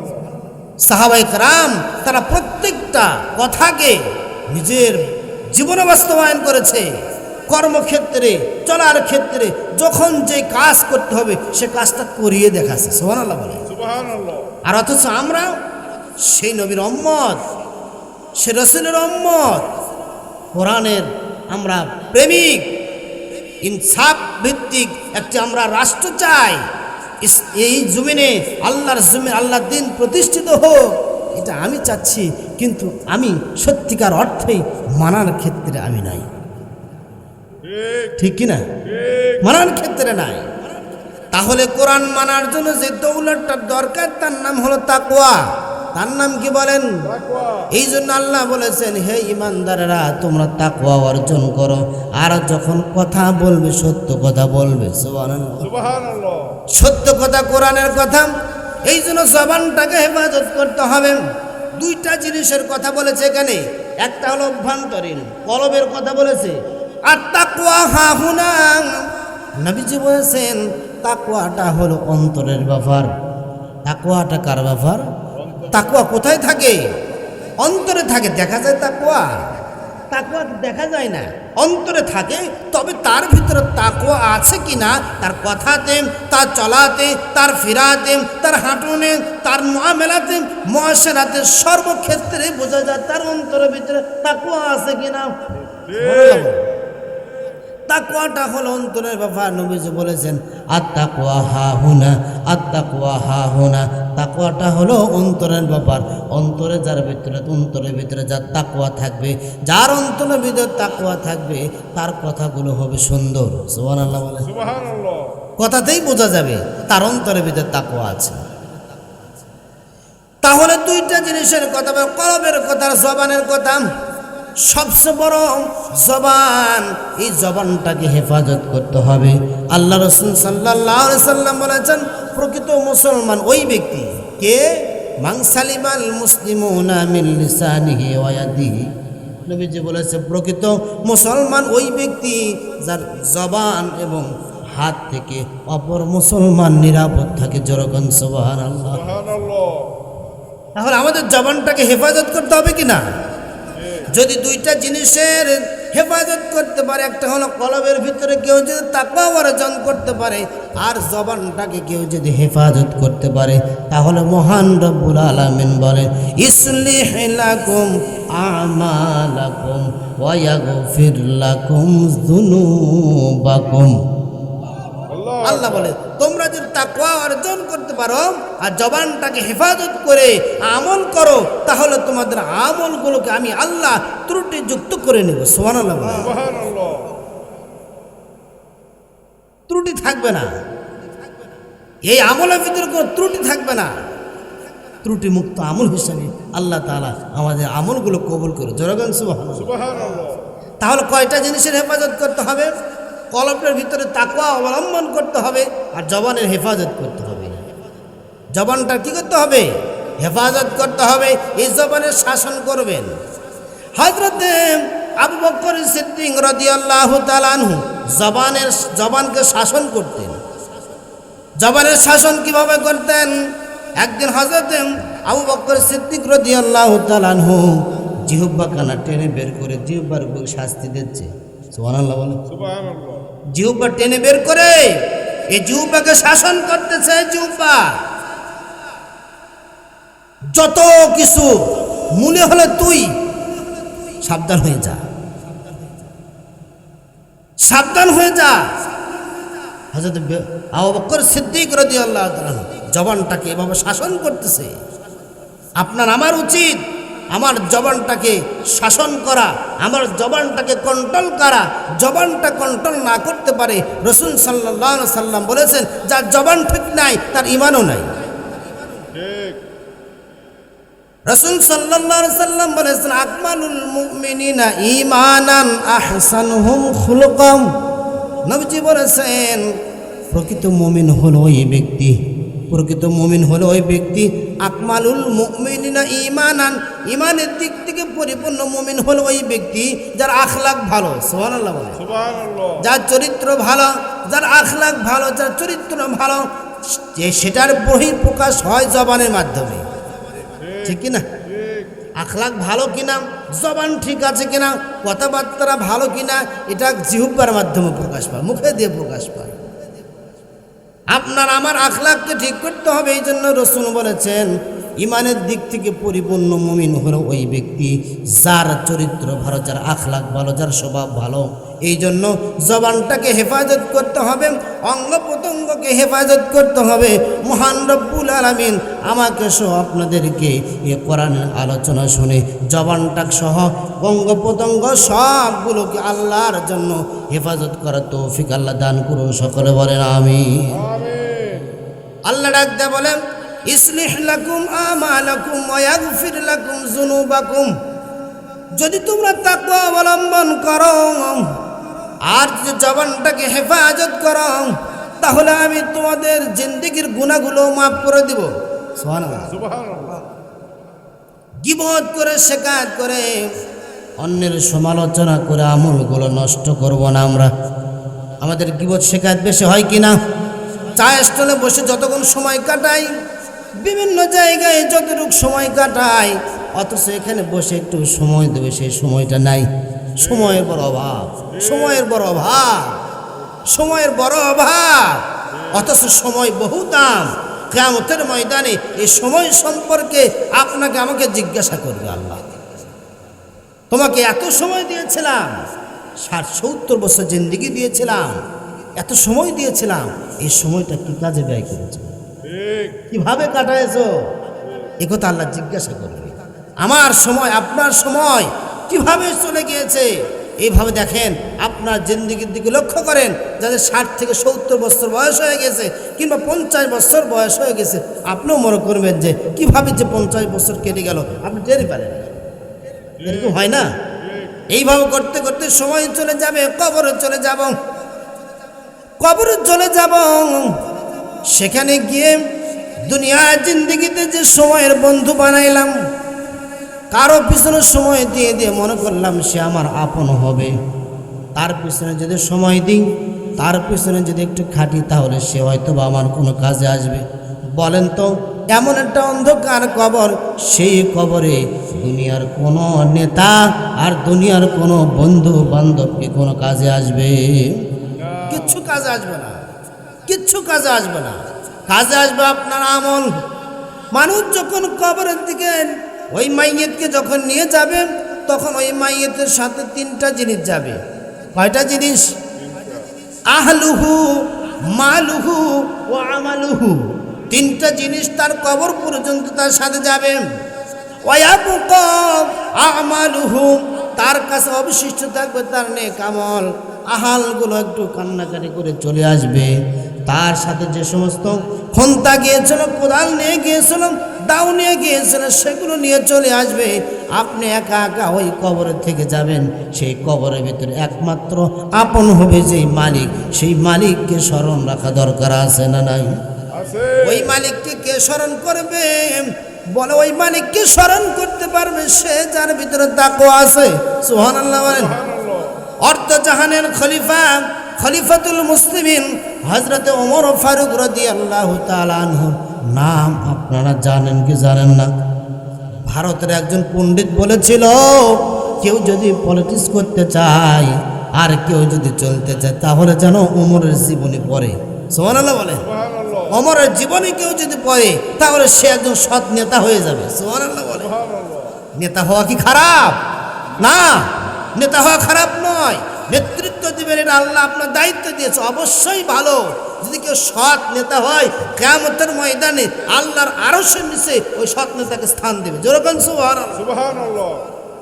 নেতা হওয়া কি খারাপ? না।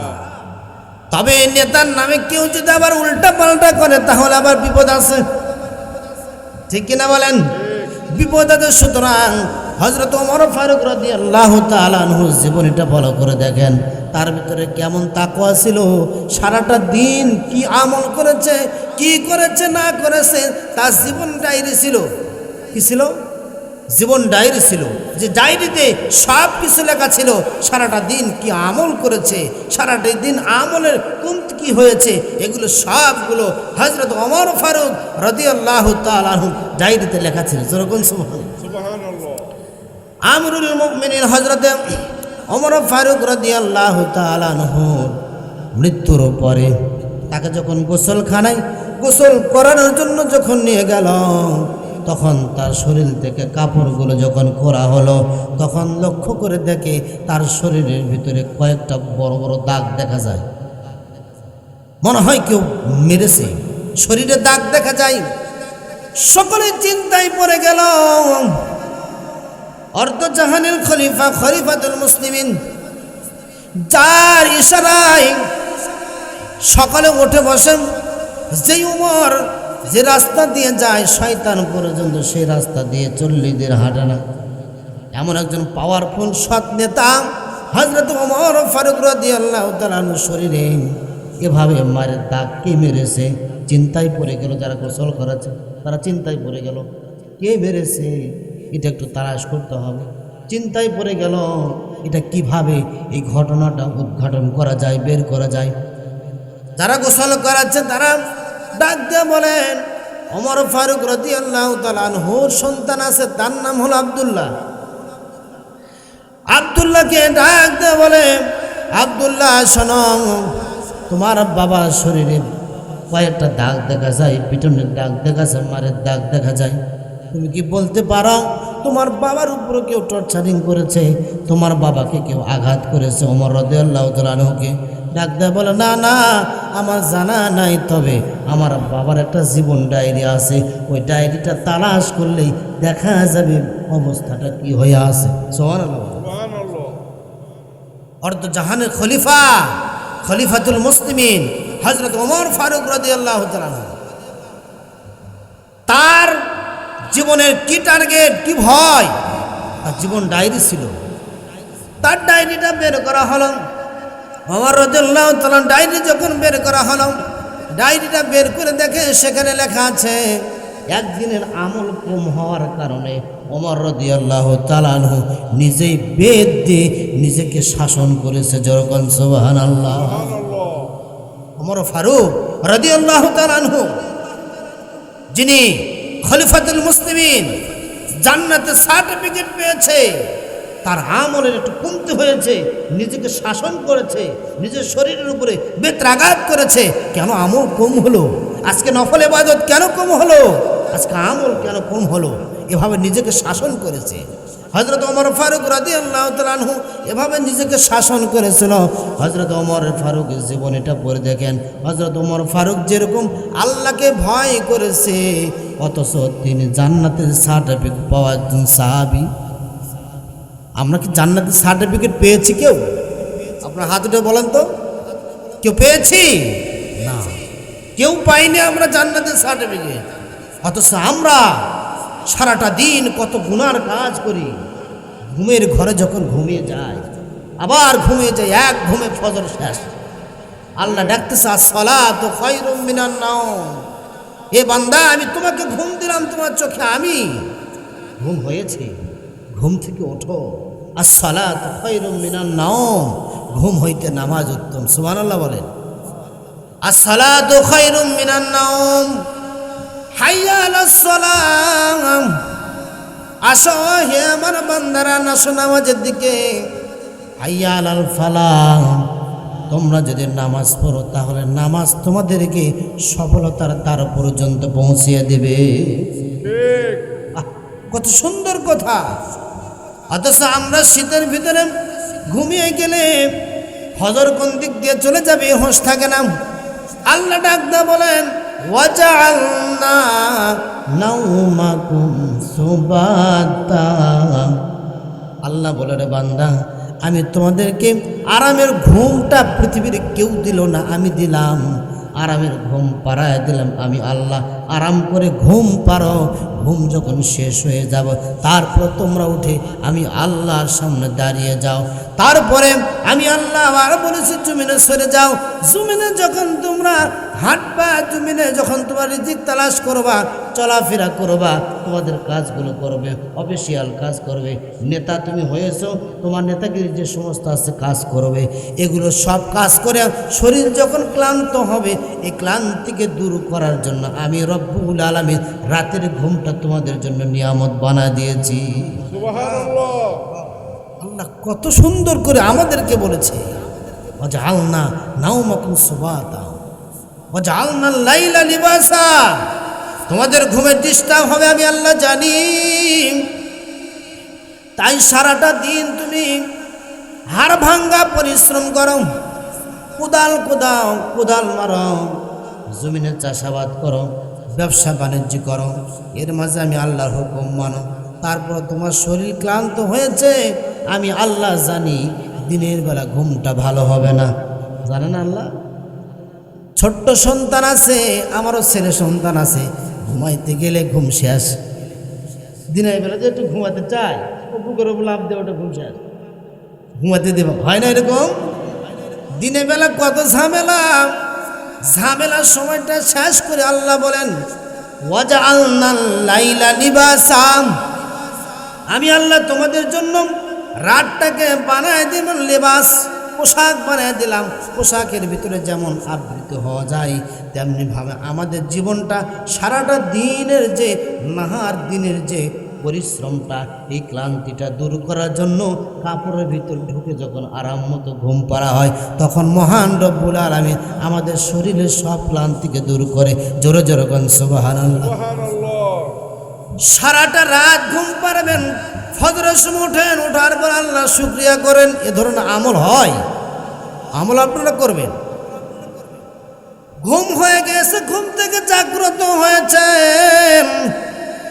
জাগ্রত হওয়ার পর আল্লাহ শুকরিয়া করেন, আলহামদুলিল্লাহিল্লাযী, সমস্ত প্রশংসা মালিক আপনার জন্য।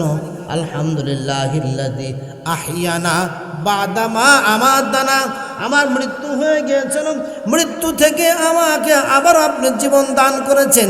ঘুমটা এটা একটা মৃত্যু, এটা এইরকম মৃত্যু নয় যে একবারে শেষ, তা নয়। ঘুমটা একটা মধ্য মৃত্যু। এই মৃত্যু থেকে মহান রব্বুল আলামিন আবারও আমাদেরকে জীবন দান করেছেন। ও মহান রব্বুল আলামিন, আপনি আমাদেরকে আবারও জীবন দান করেছেন, এই জন্য আপনার দরবারে শুকরিয়া। জোরে জোরে কোন সুবহানাল্লাহ। সুবহানাল্লাহ। নিজে দোয়াগুলো পড়বেন, সন্তানদেরকে পড়াইবেন। শুধু কারেন্ট টিভির সামনে নিয়ে রিমোটটা হাতে নিয়ে ওই যে নাটক দেখতে দেখতে ঘুমাবেন না। হতে পারে আপনার জীবনের শেষটা ঘুম। অনেক মুসল্লি দেখা যায়, আমি যেখানে জুমার নামাজ পড়াই, সেই জুমার নামাজের একজন মুসল্লি এশার নামাজ পড়ার পরে চা খাইছে, চা খাওয়ার পরে ঘুমানো ঘরে গেছে, ঘুমিয়ে আছে। ভোরবেলা যখন আজান দিয়েছে, আজান হয়ে যাচ্ছে, স্ত্রী এবার গায়ে হাত দিয়ে ডাকে, ওঠন, আজান হয়ে গিয়েছে, নামাজের সময় হয়ে যাচ্ছে। কিন্তু আর কোনো সারা শব্দ নাই, জীবনের শেষ ঘুম ঘুমায় গিয়েছে। বলেন তো আপনারা হতে পারে জীবনের শেষ ঘুমটা রাত্রি কিনা? অনেক যুবক আছে কানের ভিতরে হেডফোন দিয়ে ঘুম পারে, আবার ওই যে ঘরের ভিতরে একা একা কি যেন মোবাইল ছেড়ে দিয়ে গান শুনে আর ঘুমায়। বলেন তো চার দেওয়ালের ভিতরে আপনি যেগুলো করতেছেন, এগুলো পৃথিবীর কেউ দেখলো না, দেখে কে? আল্লাহ। এটাই তো তাকওয়া। চার দেওয়ালের ভিতরে কেউ নাই, আপনাকে কেউ দেখতেছে না, আপনি মনে করতেছেন আমাকে তো কেউ দেখতেছে না। কত সুন্দর সুন্দর নাটক দেখতে দেখতে, গান শুনতে শুনতে যুবকেরা ঘুমিয়ে যায়। ও যুবক ভাইরা, হতে পারে আপনার জন্য এই ঘুমটা জীবনের শেষ ঘুম। এই জন্য ঘুমের ঘরে যাওয়ার আগে অবশ্যই সব কাজগুলো ফারেক হয়ে, সেখান থেকে ফারাক হইয়া যখন ঘুমের ঘরে বালিশে মাথা দিবেন, তখন একটু আল্লাহর নাম নিয়ে ঘুমাইবেন। আলহামদুলিল্লাহিল্লাযী, কি বলবেন? আল্লাহুম্মা বিইসমিকা আমুতু ওয়া আহইয়া, এই দোয়া পরে ঘুমিয়ে যাবেন। কার নাম নিতে হবে? এগুলো কি হয়? এগুলো কি আমল হয়? আমল ছাড়া তো হবে না। আল্লাহর জমিনে খেলাফত দিবে দুটি শর্ত। আল্লাহর জমিনে খেলাফত দেওয়ার জন্য শর্ত হলো দুইটি। ওয়াদাল্লাহুল্লাযীনা আমানু মিনকুম ওয়া আমিলুস সালিহাত লা ইস্তাখলিফান্নাহুম ফিল আরদি কামা ইস্তাখলাফাল্লাযীনা মিন ক্বাবলিহিম। আল্লাহর জমিনে খেলাফত আমাদেরকে, যে আমরা যে আল্লাহর জমিনে দিন প্রতিষ্ঠিত হোক আমরা চেষ্টা করতেছি, আমাদেরকে দিবে। দেওয়ার জন্য শর্ত হলো দুইটা। কয়টি? এক নম্বর শর্ত আল্লাহর ওয়াদা, ওয়াদাল্লাহুল্লাযীনা আমানু মিনকুম ওয়া আমিলুস সালিহাত, তোমাদের মধ্যে যারা ঈমানদার হবে এবং আমল সালেহ কর্মীওয়ালা হবে, আমি আল্লাহর ওয়াদা হলো তাদেরকে অবশ্যই জমিনে খেলাফত দেব। সুবহানাল্লাহ। কামা ইস্তাখলাফাল্লাযীনা মিন ক্বাবলিহিম, যেভাবে আমি আল্লাহ পূর্বদেরকে খেলাফত দিয়েছি ওভাবে তোমাদেরকেও দেব, যদি তোমরা দুইটি জিনিসের দাবিদার এবং দুইটি জিনিসের যদি তোমরা পরিপূর্ণ হতে পারো। এক নম্বর হলো ঈমানের দিক থেকে পরিপূর্ণ হতে হবে। সুবহানাল্লাহ বলেন। সুবহানাল্লাহ। কিসের দিক থেকে? ঈমানের দিক থেকে পরিপূর্ণ হতে হবে। দুই নম্বর হলো আমলে সালেহ দিক থেকে পরিপূর্ণ হতে হবে। তাহলে মহান রব্বুল আলামিন অবশ্যই এই জমিনে আমাদের খেলাফত দিবে। সুবহানাল্লাহ। জোরে সুবহানাল্লাহ বলেন। সুবহানাল্লাহ। সাহাবায়ে কেরাম রাদিয়াল্লাহু তাআলা আনহুম সারাটা রাত দাঁড়ায় দাঁড়ায় অনেক সাহাবীরা আল্লাহর দরবারে দাঁড়ায় দাঁড়ায় কান্না করেছে। রুকুতে গিয়ে কান্না করে, সিজদাতে গিয়ে কান্না করে। দিনের বেলা আবার সাহাবায়ে কেরাম যুদ্ধের ময়দানে যুদ্ধ করেছে। আর আমি আপনি চাই আল্লাহর জমিনে দিন প্রতিষ্ঠিত হোক, অবশ্যই আমিও চাই, কিন্তু আমাকে পরীক্ষা করতে হবে আগে। আপনি যে চাচ্ছেন আপনাকে নিজেকে পরীক্ষা করেন, আপনি সেই গুণে গুণান্বিত হচ্ছেন কিনা। যদি গুণান্বিত না হয়, জাতি যেই রকম আল্লাহ আবার ওই রকমই দিবে। ঠিক। কথা বোঝেন নাই? ওই রকমই দিবে। জাতি যদি ভালো না হয়, আল্লাহ তাআলা সৎ নেতা দিবে না। উম্মত যদি আমল সালেহা ঈমানওয়ালা না হয়, সৎ নেতা দিবে না। আমরা যদি আমলওয়ালা ঈমানওয়ালা হয়ে যাই, অবশ্যই মহান রব্বুল আলামিন আমাদের বিজয় দান করবে। জোরে বলেন সুবহানাল্লাহ। সুবহানাল্লাহ। যেই ইসলামের বিরোধিতা করেছে, সে আবার ইসলামের পক্ষে হয়েছে। ঠিক। খালেদ বিন ওলীদ উহুদের প্রান্ত যেখানে আল্লাহ তাআলা নিয়ে গিয়েছিল, আল্লাহ আমাকে স্বচক্ষে দেখেছি সেই উহুদের প্রান্তে, উহুদের ময়দানে, উহুদের সেই বাউন্ডারির ভিতরে ঘুমিয়ে আছে ৭০ জন সাহাবী, আমির হামজা রাদিয়াল্লাহু তাআলা ঘুমিয়ে আছে। যেই ৫০ জন সেনাবাহিনীকে আল্লাহ রসুল নির্দেশ দিয়েছিল, তোমরা এই গিরিপথ থাকবে, এটা আমরা যে বিজয় অর্জন করেছি এটা তোমাদের কানে যাওয়ার পরেও আমার নির্দেশ না হওয়া পর্যন্ত এটা ছাড়বে না। কিন্তু যখন তারা বিজয় হয়েছে, এই ঘোষণাটা শোনার পরে যখন ওই পথটা ছেড়ে দিল, তখন খালিদ ইবনে ওলীদ কাফেরদের নেতৃত্ব দিতেন, তার নেতৃত্বে ঝাঁপিয়ে পড়লেন। এই খালিদ বিন ওলীদ হাতে অনেক ঈমানদারেরা দুনিয়া থেকে বিদায় হয়েছে, শাহাদাত বরণ করেছে। যখন সুবহানাল্লাহ, শাহাদাত বরণ করেছে তারা, আলহামদুলিল্লাহ। কিন্তু এই খালিদ বিন ওলীদ যিনি কিছুক্ষণ আগে ইসলামের বিরোধিতা করেছে, সেই খালিদ বিন ওলীদের নেতৃত্বে আবারও যে মুসাইলামাতুল কাজ্জাব যেই তরবারি দিয়ে মুসলমানদের উপরে হামলা হয়েছে, তিনি আবার মুসলমানদের পক্ষ হয়ে কাফেরদের বিরুদ্ধে দাঁড়িয়ে গিয়েছে। জোরে কোন সুবহানাল্লাহ। কিসের কারণে বলেন তো? সাহাবীদের ভিতরে ঈমান ছিল। আজকে আমার আপনার ভিতরে যদি ঈমান নিয়ে এসে আমরা যদি ঐক্যবদ্ধ থাকি, আমরা যদি সৎ মানুষ হই, গালাগালি বাদ দেওয়া লাগবে। গালাগালির মাধ্যমে কোনোদিন সমাধান হয় না। একে অপরকে দোষারোপের মাধ্যমে কখনো সমাধান হয় না। সমাধান হয় ভালোবাসা মহব্বতের মাধ্যমে। যেরকম রাসূল সাল্লাল্লাহু আলাইহি সাল্লাম তার আদর্শ দেখে কাফেররা মুসলমান হয়েছে। আল্লাহ ডাক দেয়া বলেন, ওয়ালা তাস্তাবিল হাসানা ওয়ালা সাইয়্যা ইদফা বিল্লাতী হিয়া আহসান ফাইযাল্লাযী বাইনাকা ওয়া বাইনাহু আদাওয়াতুন কাআন্নাহা ওয়ালিয়্যুন হামীম। আল্লাহু আকবার। ভালো মন্দ এক নয়। এক কি? ভালো আর মন্দ এক নয়। তোমরা যদি মন্দকে যদি প্রতিহত করতে চাও, তাহলে উত্তম আচরণের মাধ্যমে করতে হবে। সুবহানাল্লাহ বলেন। সুবহানাল্লাহ। যদি তোমরা উত্তম আচরণ দেখাও, ভালো ব্যবহার দেখাও, তাহলে পরস্পরের মধ্যে বন্ধুত্ব পয়দা হবে। আর যদি তোমরা পরস্পরের মধ্যে একে অপরের মধ্যে খালি দোষারোপ করো, তাহলে কিন্তু আদাওয়াত অর্থাৎ শত্রুতা পয়দা হবে, কোনো ফায়দা হবে না। শত্রুতা পয়দা হবে, কোনো ফায়দা হবে না। সুতরাং আমাদেরকে আমাদের আচরণ ঠিক করতে হবে, আমাদের আখলাক ঠিক করতে হবে, আমাদের ঈমান ঠিক করতে হবে, আমাদের আমল ঠিক করতে হবে। এগুলো ঠিক করে আমাদেরকে চলতে হবে। মহান রব্বুল আলামিন আমাদেরকে এগুলো কথার উপরে আমল করে চলার তৌফিক আল্লাহ দান করুন। সকলে বলেন আমিন। তাহলে আপনার ভিতরে আমলের প্রতি মহব্বত তখনই আসবে যখন আপনার ভিতরে তাকওয়া থাকবে। তাকওয়া অন্তরের ভিতরে নিয়ে এই মুত্তাকি যখন কোনো ইবাদতের দিকে যখন যাবে, তখন তার ইবাদত হবে মজাওয়ালা। তাকওয়া যদি অন্তরের ভিতরে থাকে, তাকওয়া নিয়ে যখন নামাজে দাঁড়াইবে, তখন ওই নামাজটা হবে সুন্দর। সুবহানাল্লাহ। নামাজটা দেখাওয়াতওয়ালা নামাজ হবে না, ঠোকাঠুকি নামাজ হবে না, নামাজ হবে তখন সুন্দর। সুবহানাল্লাহ বলে। আর এই নামাজটা তাকে সকল ফাহিশা কাজ থেকে দূরে রাখবে। সুবহানাল্লাহ বলে। তাকওয়াওয়ালা নামাজ তাকে সকল ফাহিশা কাজ থেকে দূরে রাখবে।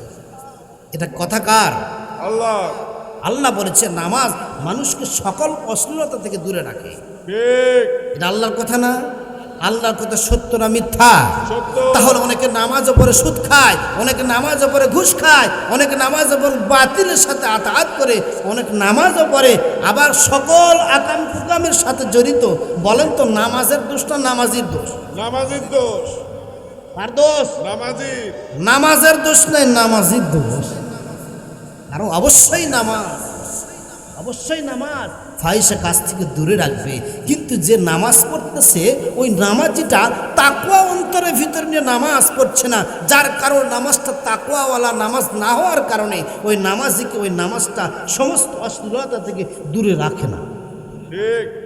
আপনার নামাজ যদি নামাজের মতো হয়, আপনার রোজা যদি রোজার মতো হয়, আপনার ইবাদত যদি আল্লাহকে রাজি খুশি করার উদ্দেশ্য হয়, অবশ্যই আপনাকে এই আমলগুলো, এই নামাজগুলো অবশ্যই আপনাকে সকল ফাহিশা কাজ থেকে দূরে রাখবো। যেরকম ঠিক কিনা? ঠিক। আল্লাহ রাব্বুল আলামিন আল্লাহ ডাকতে বলেন, যদি তোমরা তাকওয়া অর্জন করিয়া আমি আল্লাহর ইবাদত বন্দেগী করো, তাহলে তোমরা ওই ইবাদতের ভিতরে মজা পাইবা। সুবহানাল্লাহ বলেন। যদি তোমরা তাকওয়া অর্জন করতে পারো তাহলে তোমার কথা হবে সত্য। বলেন তো, যাদের ভিতরে তাকওয়া আছে অসত্য কথা কি পছন্দ করবে কেউ? না। হযরত আবু বকর সিদ্দিক রাদিয়াল্লাহু তাআলা আনহুর অন্তরের ভিতরে আল্লাহর তাকওয়া ছিল, ঠিক কি না? ঠিক। যার কারণে অন্যায়কে সাপোর্ট করে নাই, অন্যায়কে সে বরদাস্ত করে নাই। ঠিক। হযরত আবু বকর সিদ্দিক একদিন রাস্তা দিয়ে যায়, এক ইহুদির বাচ্চা পিছনে লাগছে। আছে না এরকম? আছে। আছে। কিছু আসে না, উস্কানি দেয়, এরকম হয় না? আছে। হযরত আবু বকর সিদ্দিক রাদিয়াল্লাহু তাআলা আনহু যে চেহেরা, এক ইহুদি ডাকদা বলে, আবু বকর তুমি কেমন আল্লাহর উপর ঈমান আনছো যে আল্লাহ গরিব, আবু বকর তুমিও গরিব।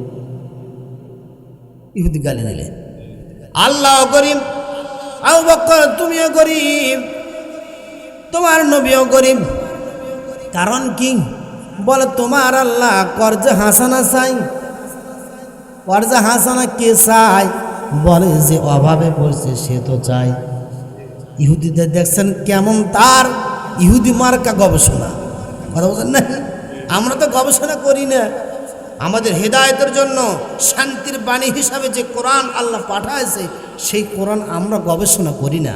অথচ যে ইহুদিরা কোরআনের বিরোধী, আমাদের বড় দুশ্মন, এই ইহুদিরা কোরআন রিসার্চ করে। এই কোরআন রিসার্চ করে মুসলমানদেরকে কিভাবে ঘায়েল করা যায় এই পদ্ধতি তারা সেখানে বসে বসে অবলম্বন করে।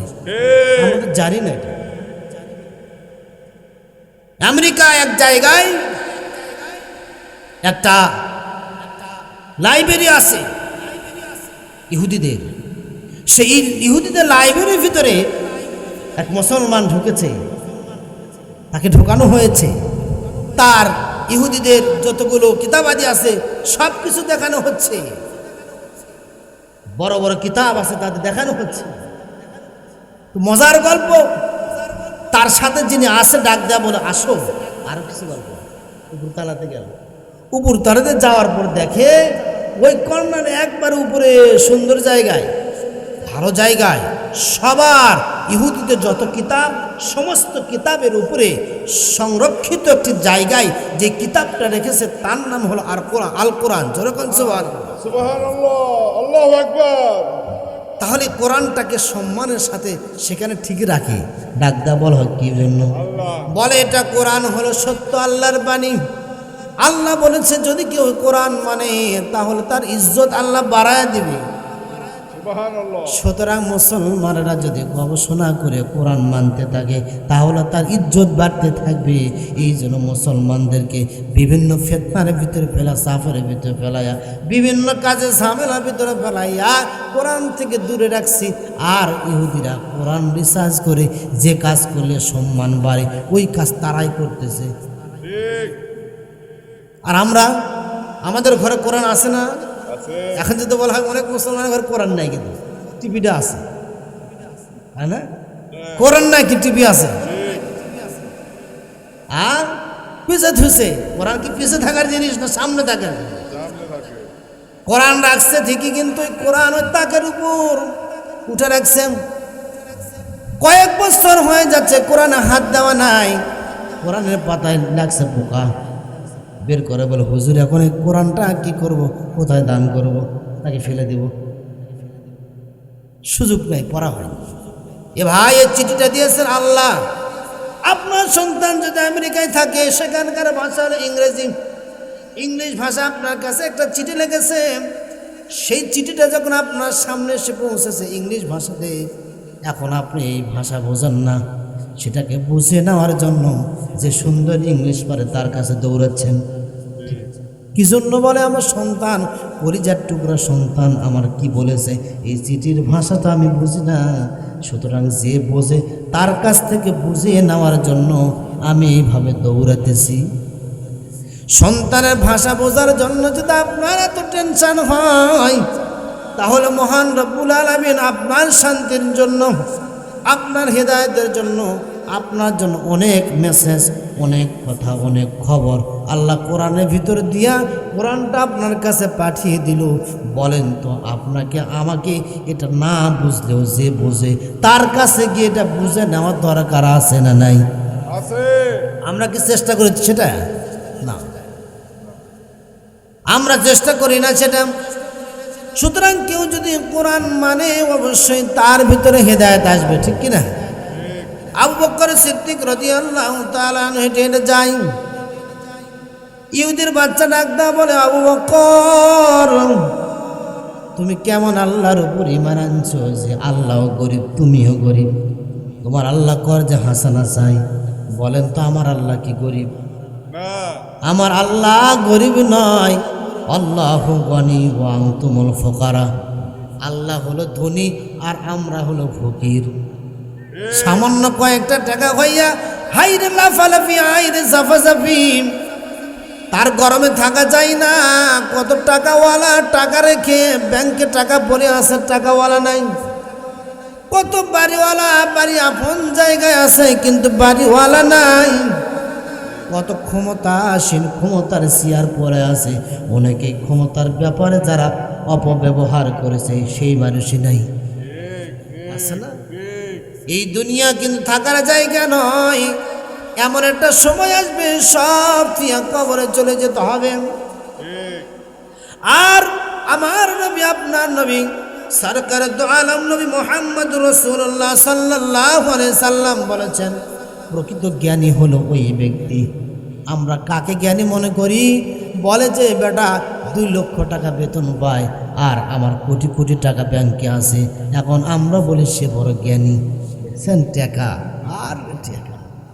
আর রাসূল বললেন জ্ঞানী হলো ওই ব্যক্তি,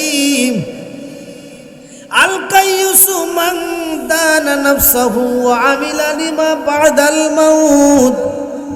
জ্ঞানী হলো ওই ব্যক্তি যে কবরে যাওয়ার আগে কবরে মাল সামানা তৈরি করলো, সে বড় জ্ঞানী।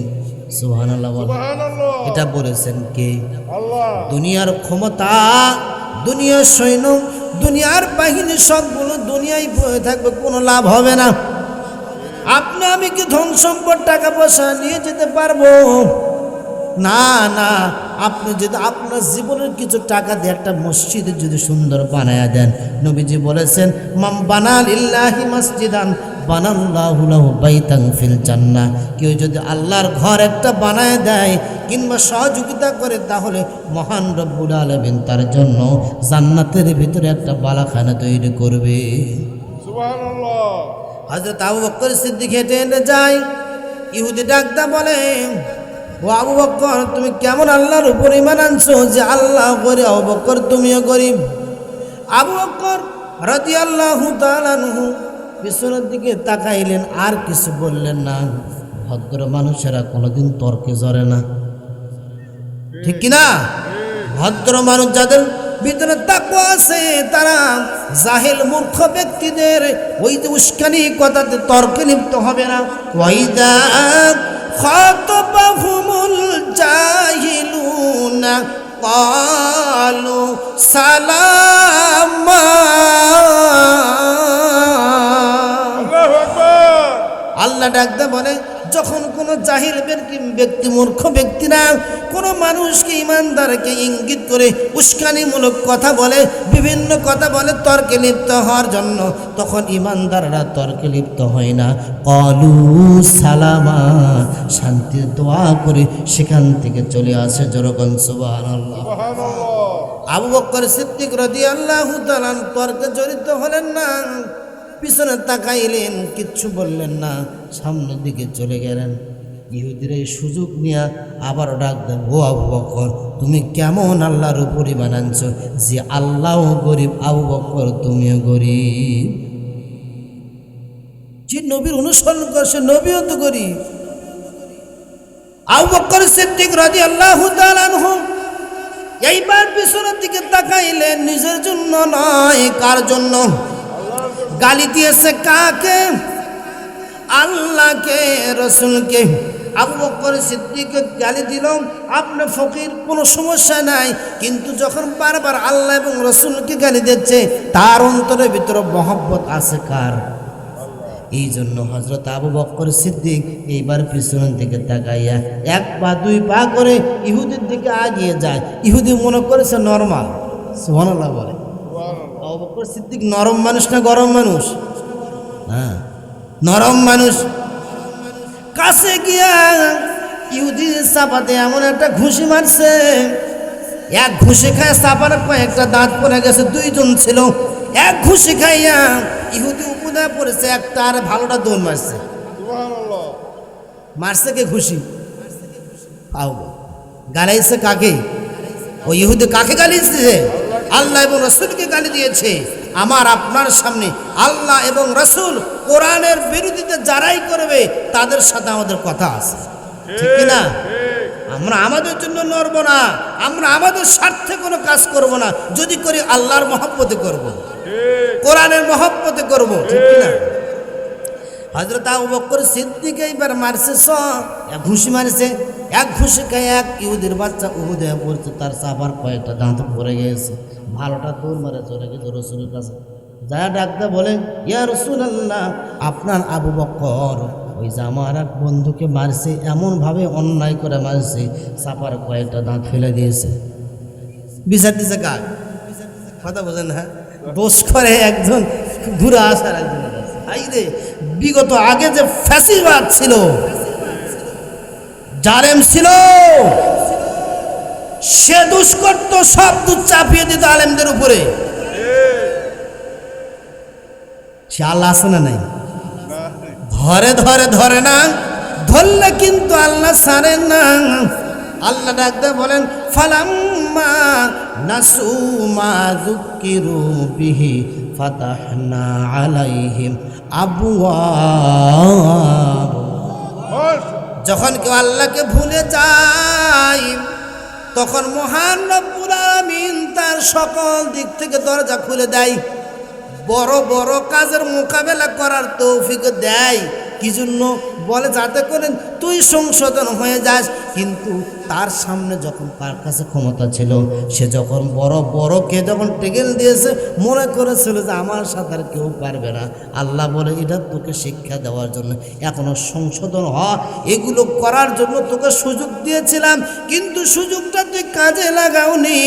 সুতরাং আল্লাহ ডাকদা বলে, এইভাবে জুলুম করতে করতে করতে করতে যখন শেষ পর্যন্ত পৌঁছে গেল, আখাযনাহুম বাগতাতান ফাইদা হুম মুবলিসুন।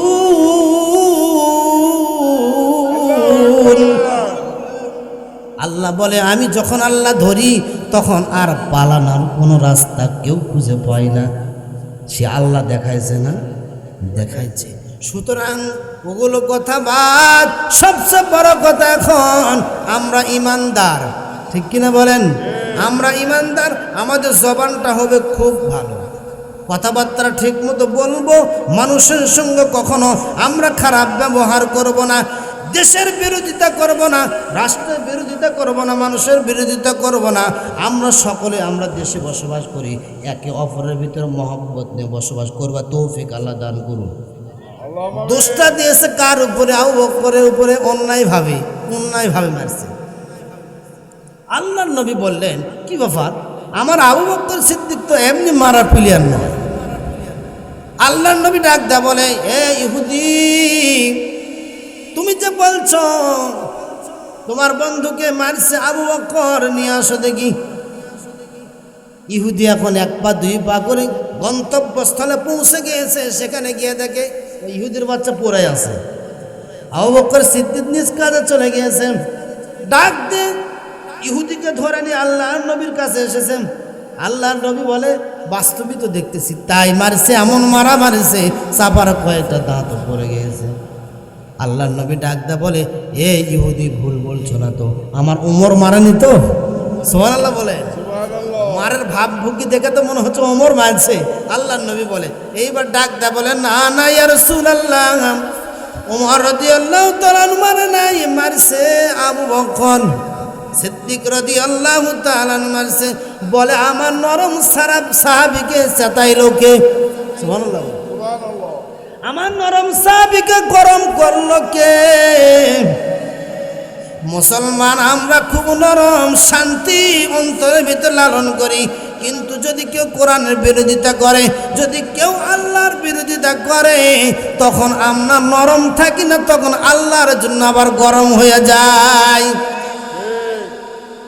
হযরত আবু বকর সিদ্দিক নিজ কাজে চলে গিয়েছেন, নবীজি চিন্তায় পড়ে গেল। ডাকদা বলে, ঠিকই তো দেখছি মারছে। আবু বকর সিদ্দিককে ডাকা হলো, ডাকদা বলে, ও আবু বকর, তুমি কি এই ইহুদিকে মারছো? বলে, ইয়া রাসূলুল্লাহ মারছি, তবে আমার জন্য নয়। সুবহানাল্লাহ বলে। সুবহানাল্লাহ। ইহুদি ডাকদা বলে, মিথ্যা বলতেছে, না না কিচ্ছু হয়নি, কোনো কিছু হয়নি, এমনিতে মারছে। বলে, এমনি তো মারে নাই, কোনো একটা কারণ আছে। আবু বকর ডাকদা বলে, না না ইয়া রাসূলুল্লাহ, সে আল্লাহকে গালি দিয়েছে, আপনাকে গালি দিয়েছে, এই জন্য মারেছি। ইহুদি এইবার ডাকদা বলে, ইয়া রাসূলুল্লাহ, আপনি তো ন্যায় বিচার করেন, সাক্ষী ছাড়া কোনো কিছু হবে? সেই মুহূর্তে সাক্ষী নেই। ইহুদি এখন যে ইহুদি মারছে, সাফাত মার খাইছে, ও এখন ডাক দেয়া বলেছে, আমার সাক্ষী আছে ইয়া রাসূলুল্লাহ, আমি কিছু বলিনি, ও মারছে আমাকে, এই যে সাক্ষী আমার বন্ধু। ডাক দেয়া বলে, হ্যাঁ হ্যাঁ হ্যাঁ এমনি মারছে। আবু বকরের পক্ষে কোনো সাক্ষী আছে? নবী চিন্তায় পড়ে গেলেন, আহারে আমার আবু বকরের শরীরে এই ইহুদির হাত, মারের মধ্যে মার কি আবার আবু বকর খাইবে? এটা সম্ভব নয়। আবু বকর তুমি বলো। আল্লাহর নবীর সাহাবী হযরত আবু বকর ডাকতে বলি, ইয়া রাসূলুল্লাহ, আমি এমনি মারি নাই, আমার আল্লাহ এবং রাসূলকে গালি দিয়েছে। ও আবু বকর, তোমার পক্ষে কি কোনো সাক্ষী আছে? আবু বকর বলে, আমার পক্ষের এই মুহূর্তে বাহ্যিকভাবে কোনো সাক্ষী নাই। আল্লাহর নবী চিন্তায় পড়ে গেল, যদি পক্ষে সাক্ষী থেকে থাকে তাহলে অবশ্যই একটা খবর হবে। আল্লাহর নবী চিন্তায় পড়ে গেল, সময় নিল 5 মিনিট।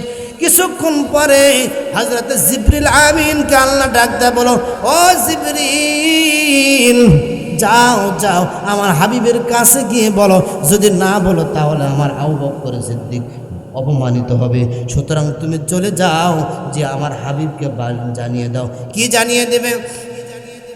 হযরত জিবরিল আমিন এসে ডাকতে বলেন, লাকাদ সামিআল্লাহু কাওলাল্লাযীনা ক্বালু ইন্নাল্লাহা ফাকিরু ওয়া নাহনু আগনিয়া। এই কথা আল্লাহ নবীর কাছে এসে বললেন, ডাকতে বলেন, ইয়া রাসূল আল্লাহ, ওই ইহুদি আল্লাহকে এবং রাসূলকে গালি দিয়েছে, বলছেন লাকাদ সামিআল্লাহু, আমি আল্লাহ শুনেছি, কাওলাল্লাযীনা ক্বালু ইন্নাল্লাহা ফাকিরু, সে বলেছে আল্লাহ ফকির আর আমরা ধনী।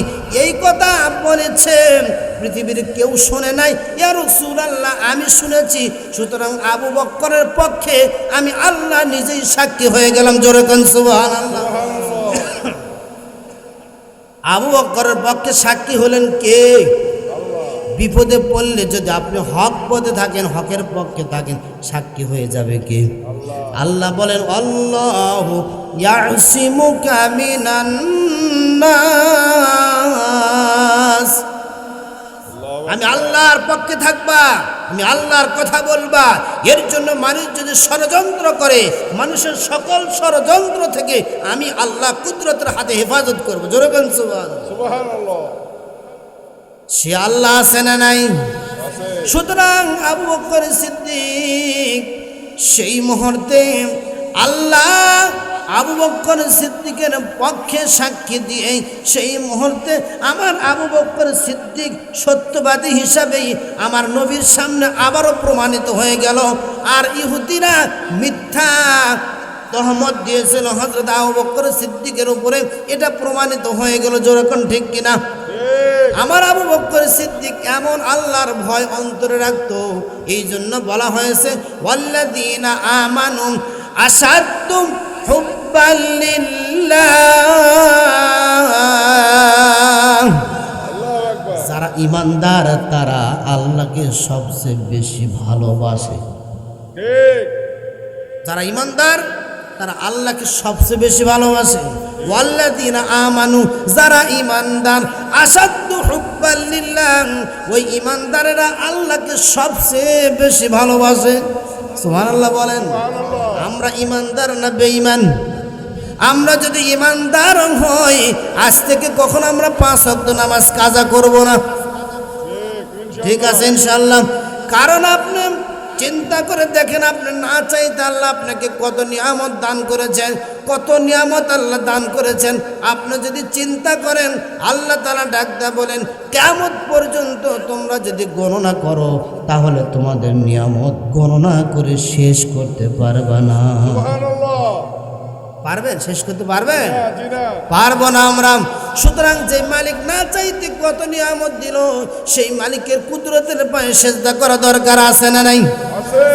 সেই মালিকের নাফরমানি করি আমি, কিন্তু মালিকটা কখনো, ওই মালিক আল্লাহ আমার উপরে রাগ করে, আপনার উপর রাগ করিয়া রহমতের দরজা বন্ধ করে দেয় নাই। দিয়েছে কি? রহমতের দরজা বন্ধ করে দেয় নাই। কিন্তু আপনার সাথে কেউ যদি বেঈমানি করে তাহলে তার সাথে রাস্তা বন্ধ করে নিয়ে একটা খবর হয়ে যায়। বাড়ির সামনে দিয়ে হাঁটতে দেব না, রাস্তা বন্ধ করে দিব। কেন কেন? আফিনা আনিন নাস, মানুষকে মাফ করে দেওয়ার শিক্ষা আল্লাহ দিয়েছে। সুতরাং আপনার আমার ভিতরে মানুষের উপর দয়া করা, মানুষকে মাফ করে দেওয়ার শিক্ষা আল্লাহ দিয়েছে। এই শিক্ষাটা অন্তরের ভিতরে লালন করতে হবে। আর আমরা আল্লাহ নাফরমানি করলে যেমন আল্লাহ আমার নিয়ামতের দরজা বন্ধ করে দেয় না, আপনার সাথে কেউ যদি অপরাধ করে, ওই অপরাধীকে অপরাধ করার কারণে দূরে সরে দিবেন না, তার কাছে টেনে নেবেন, তাকে উত্তম আদর্শ দেখাবেন। সে আপনার মহব্বত করে সে আল্লাহওয়ালা হয়ে যেতে পারে। কিন্তু একজন ব্যক্তিকে খারাপকে খারাপ মনে করেই যদি দূরে ঠেলতে থাকি তাহলে সে ব্যক্তি তো দূরেই সরে যাবে, তাকে কে কাছে টেনে নিয়ে হেদায়েতের কথা বলবে কি? সুতরাং সমালোচনা না করিয়া, কাউকে খারাপ না বলিয়া, অন্তত আমাদের জায়গা থেকে আমরা সকলকেই, আমরা নিজে ইমানদার একজন ভাইকে আমার ভাই হিসেবে কাছে টেনে নেওয়ার মতো আচরণ দেখাবো। মহান মালিক আমাকে সহ আপনাদেরকে এগুলো কথার উপর আমল করে চলার তৌফিক আল্লাহ দান করুন। সকলে বলেন আমিন। তাহলে আল্লাহ তাআলা ডাকতে বলে, হে বান্দা, তোমরা যদি সফলতা অর্জন করতে চাও, আমরা কি সফলতা চাই নাকি? সফলতা যদি চাইতে থাকো, যদি তোমরা আল্লাহর আনুগত্য করো, রাসূলের আনুগত্য করো, ফাকাদ ফাজা ফাওজান আযীমা, তাহলে তোমরা মহা সফলতা অর্জন করতে পারলা। সুবহানাল্লাহ। সুবহানাল্লাহ। তাহলে আমাদের আনুগত্য করতে হবে কার? আল্লাহর। দাসত্ব করতে হবে কার? আল্লাহ। গোলামি করতে হবে কার? আল্লাহ। রাসূলের আদর্শকে মানতে হবে। যেরকম ঠিক কিনা? ঠিক। আল্লাহ রাব্বুল আলামিন ডাকতে বলেছে এরকম কথা। তাহলে বলা হয়েছে যদি কেউ তাকওয়া অন্তরের ভিতরে অর্জন করে তাহলে তার সমস্ত কাজগুলো ঠিকঠাক হয়ে যাবে। ঠিক কিনা? যদি তাকওয়া আপনার ভিতরে থাকে তাহলে আপনার দ্বারা কেউ কখনো কষ্ট পাবে না। আমি চিন্তা করতেছি অবশ্যই এই কোরআন দিয়ে রাষ্ট্র পরিচালনা হোক, আমরা চাই কিনা? চাই। যদি চাই রাষ্ট্রে কোরআন যাক এবং সেখান থেকে কোরআন অনুযায়ী রাষ্ট্র পরিচালনা হোক, আমরা শান্তি থাকবো, এটা আমরা চাই। কিন্তু আমরা যদি ভালো না হই, জাতের ভিতরে না আসে, তাহলে কিন্তু আল্লাহ সেখানে পাঠায় দিবে না। সুতরাং আমাদের জায়গা থেকে একটা দায়িত্ব পালন করতে হবে। আল্লাহ রাসূল বলেছেন, আলা কুল্লুকুম রাইন ওয়া কুল্লুকুম মাসউলুন আন রিআয়াতিহি। আল্লাহর নবী বলেছেন, তোমরা প্রত্যেকেই নেতা। সুবহানাল্লাহ বলেন। তোমরা প্রত্যেকেই নেতা, তোমরা প্রত্যেকেই দায়িত্বশীল। সুতরাং আপনার ঘরে যদি 7 জন সদস্য থাকে, ওই 7 জন সদস্যের নেতা আপনি। আপনি নেতৃত্ব দেন সেখানেই। রাষ্ট্রে আল্লাহ কোরআন পাঠিয়ে দেখ, কোরআন দ্বারা আমরা অবশ্যই রাষ্ট্র পরিচালনা হোক, আমরা অবশ্যই শান্তি চাই। এবং আল্লাহ কাকে ক্ষমতা দিবে আমরা কেউ জানি না, জানি কেউ? ক্ষমতায় কে বসবে কে জানে? আল্লাহ জানে। ও আল্লাহ এই জমিনের এখন যে অবস্থা, এই অবস্থাকে কাকে ক্ষমতায় বসাইলে ভালো হয় আপনি তাকে বসায় দিন, সুবহানাল্লাহ বলে। আর আল্লাহ যাকে বসায় দিবেন তার অন্তরের ভিতরে যেন কোরআনের প্রতি মহব্বত থাকে, তার অন্তরে যেন আল্লাহর প্রতি মহব্বত থাকে। আর আগে আমাদের দায়িত্ব হলো আমরা আমাদের জায়গা থেকে আমাদের পরিবারের নেতৃত্ব আমাদেরকে দিতে হবে। আমাদের স্ত্রীদেরকে নামাজের তাগিদ দেব, পর্দার কথা বলবো। মা বোনেরা আপনারা পর্দায় থাকবেন। মা বোনেরা পর্দায় যদি থাকেন আপনাদের সম্মান বাড়ায় দিবে কে? আজকে আমাদের মাথার উপরে দুটো সন্তান, মেয়ে সন্তান। সন্তান যখন আস্তে আস্তে বড় হয়ে যায়, বাবার টেনশন বেড়ে যায়, মার টেনশন বেড়ে যায়। কিভাবে বিবাহ দিব, কিভাবে বিবাহ দিব? যদি আমরা আমাদের সন্তানগুলোকে সৎভাবে লালন পালন করতে পারি, মানুষ করতে পারি, তাহলে আমাদের সন্তানের বিবাহের ব্যবস্থা করে দিবেন কে? আল্লাহ বলেছেন খলাকনাকুম আজওয়াজা, সৃষ্টি করেছেন আল্লাহ জোড়া জোড়া। সুতরাং আপনি টেনশন করে এগুলো সব শেষ করে দিয়ে আমরা পরিবারের খবর নেই না। সুতরাং আমাদের সন্তানগুলোকে, মা বোনকে পর্দার কথা বলছে, পর্দায় থাকবেন, নিজের আব্বুকে হেফাজত করবেন, স্বামীর খেদমত করবেন। আল্লাহ আপনাদের সংসারের ভিতরে বরকত দেবে, ছেলে মেয়েদের মান ইজ্জত সম্মান আল্লাহ বাড়ায় দেবে। যেরকম ঠিক কিনা? সৌদি আরবে মেয়েদেরকে বিবাহ করতে হলে কি করতে হয়? মোহরানা দিয়ে বিবাহ করতে হয়, ঠিক কিনা? কেন? সৌদি আরব যেটাই হোক, যেটাই কিছু শোনা যাচ্ছে, তারপরেও কিন্তু একটা পর্দা আছে। পর্দা নাই, পর্দা থাকবার কারণে সেই মেয়েদের, নারীদের সম্মান আল্লাহ বাড়ায় দিয়েছে। সুতরাং একটা ছেলে বিবাহ করতে, খালি যে কোনো মেয়ে বিবাহ করতে চাইলেই পাবে না। তাকে বিবাহ করতে হলে তাকে মোহরানা জোগাড় করতে হবে, করে তারপর মোহরানা দিয়ে বিবাহ করতে হবে। আর আমাদের বাংলাদেশের কি অবস্থা? মোহরানা নেওয়া ধান্দা, তো যৌতুক নেওয়ার ধান্দা, যৌতুক নেওয়ার ধান্দা। কিন্তু না না না, আপনি যদি আল্লাহর কোরআনের জীবন পরিচালনা করেন, স্ত্রী সন্তানদেরকে পর্দায় রাখবেন, পর্দায় রাখলে সেই জিনিসের আকর্ষণ বাড়ে, ঠিক কিনা? ডাব কত টাকা? একটা ডাব কয় টাকা? 140, 100, 150 লেখা গেছে। কিন্তু এই ডাবের ভিতরে পানি, পুকুরের পানি ওটাও পানি, টিউবওয়েলের পানি ওটাও পানি। এই পানি কেন এত দামি? বলে পানি এমন একটা ঝাঁপুনির ভিতরে আছে, চতুর্দিক থেকে কোনো জায়গায় দেখার সুযোগ নাই। ভিতরে থাকবার কারণে আল্লাহ পানির দাম বাড়ায় দিয়েছে। তেমনিভাবে আপনার জিন্দগিটাকে আল্লাহ যাকে যেভাবে থাকতে বলেছে, নারীরা যদি পর্দায় থাকে, মহান রব্বুল আলামিন ওই নারীদেরও সম্মান বাড়ায় দেবে। সুবহানাল্লাহ বলে। আল্লাহ ডাকদা বলে, রে হে পৃথিবীর মানুষ, তোমরা আমি আল্লাহকে ভয় করো, আর যখন কথা বলবো তখন সত্য কথা বলবো। মহান রব্বুল আলামিন আমাদেরকে হক পথে থেকে সত্য কথা, আল্লাহর কথা, ন্যায় ইনসাফপূর্ণ কথা এবং মানুষের সাথে ভালো ব্যবহার করার সুযোগ আল্লাহ করে দিন। যেরকম আমিন।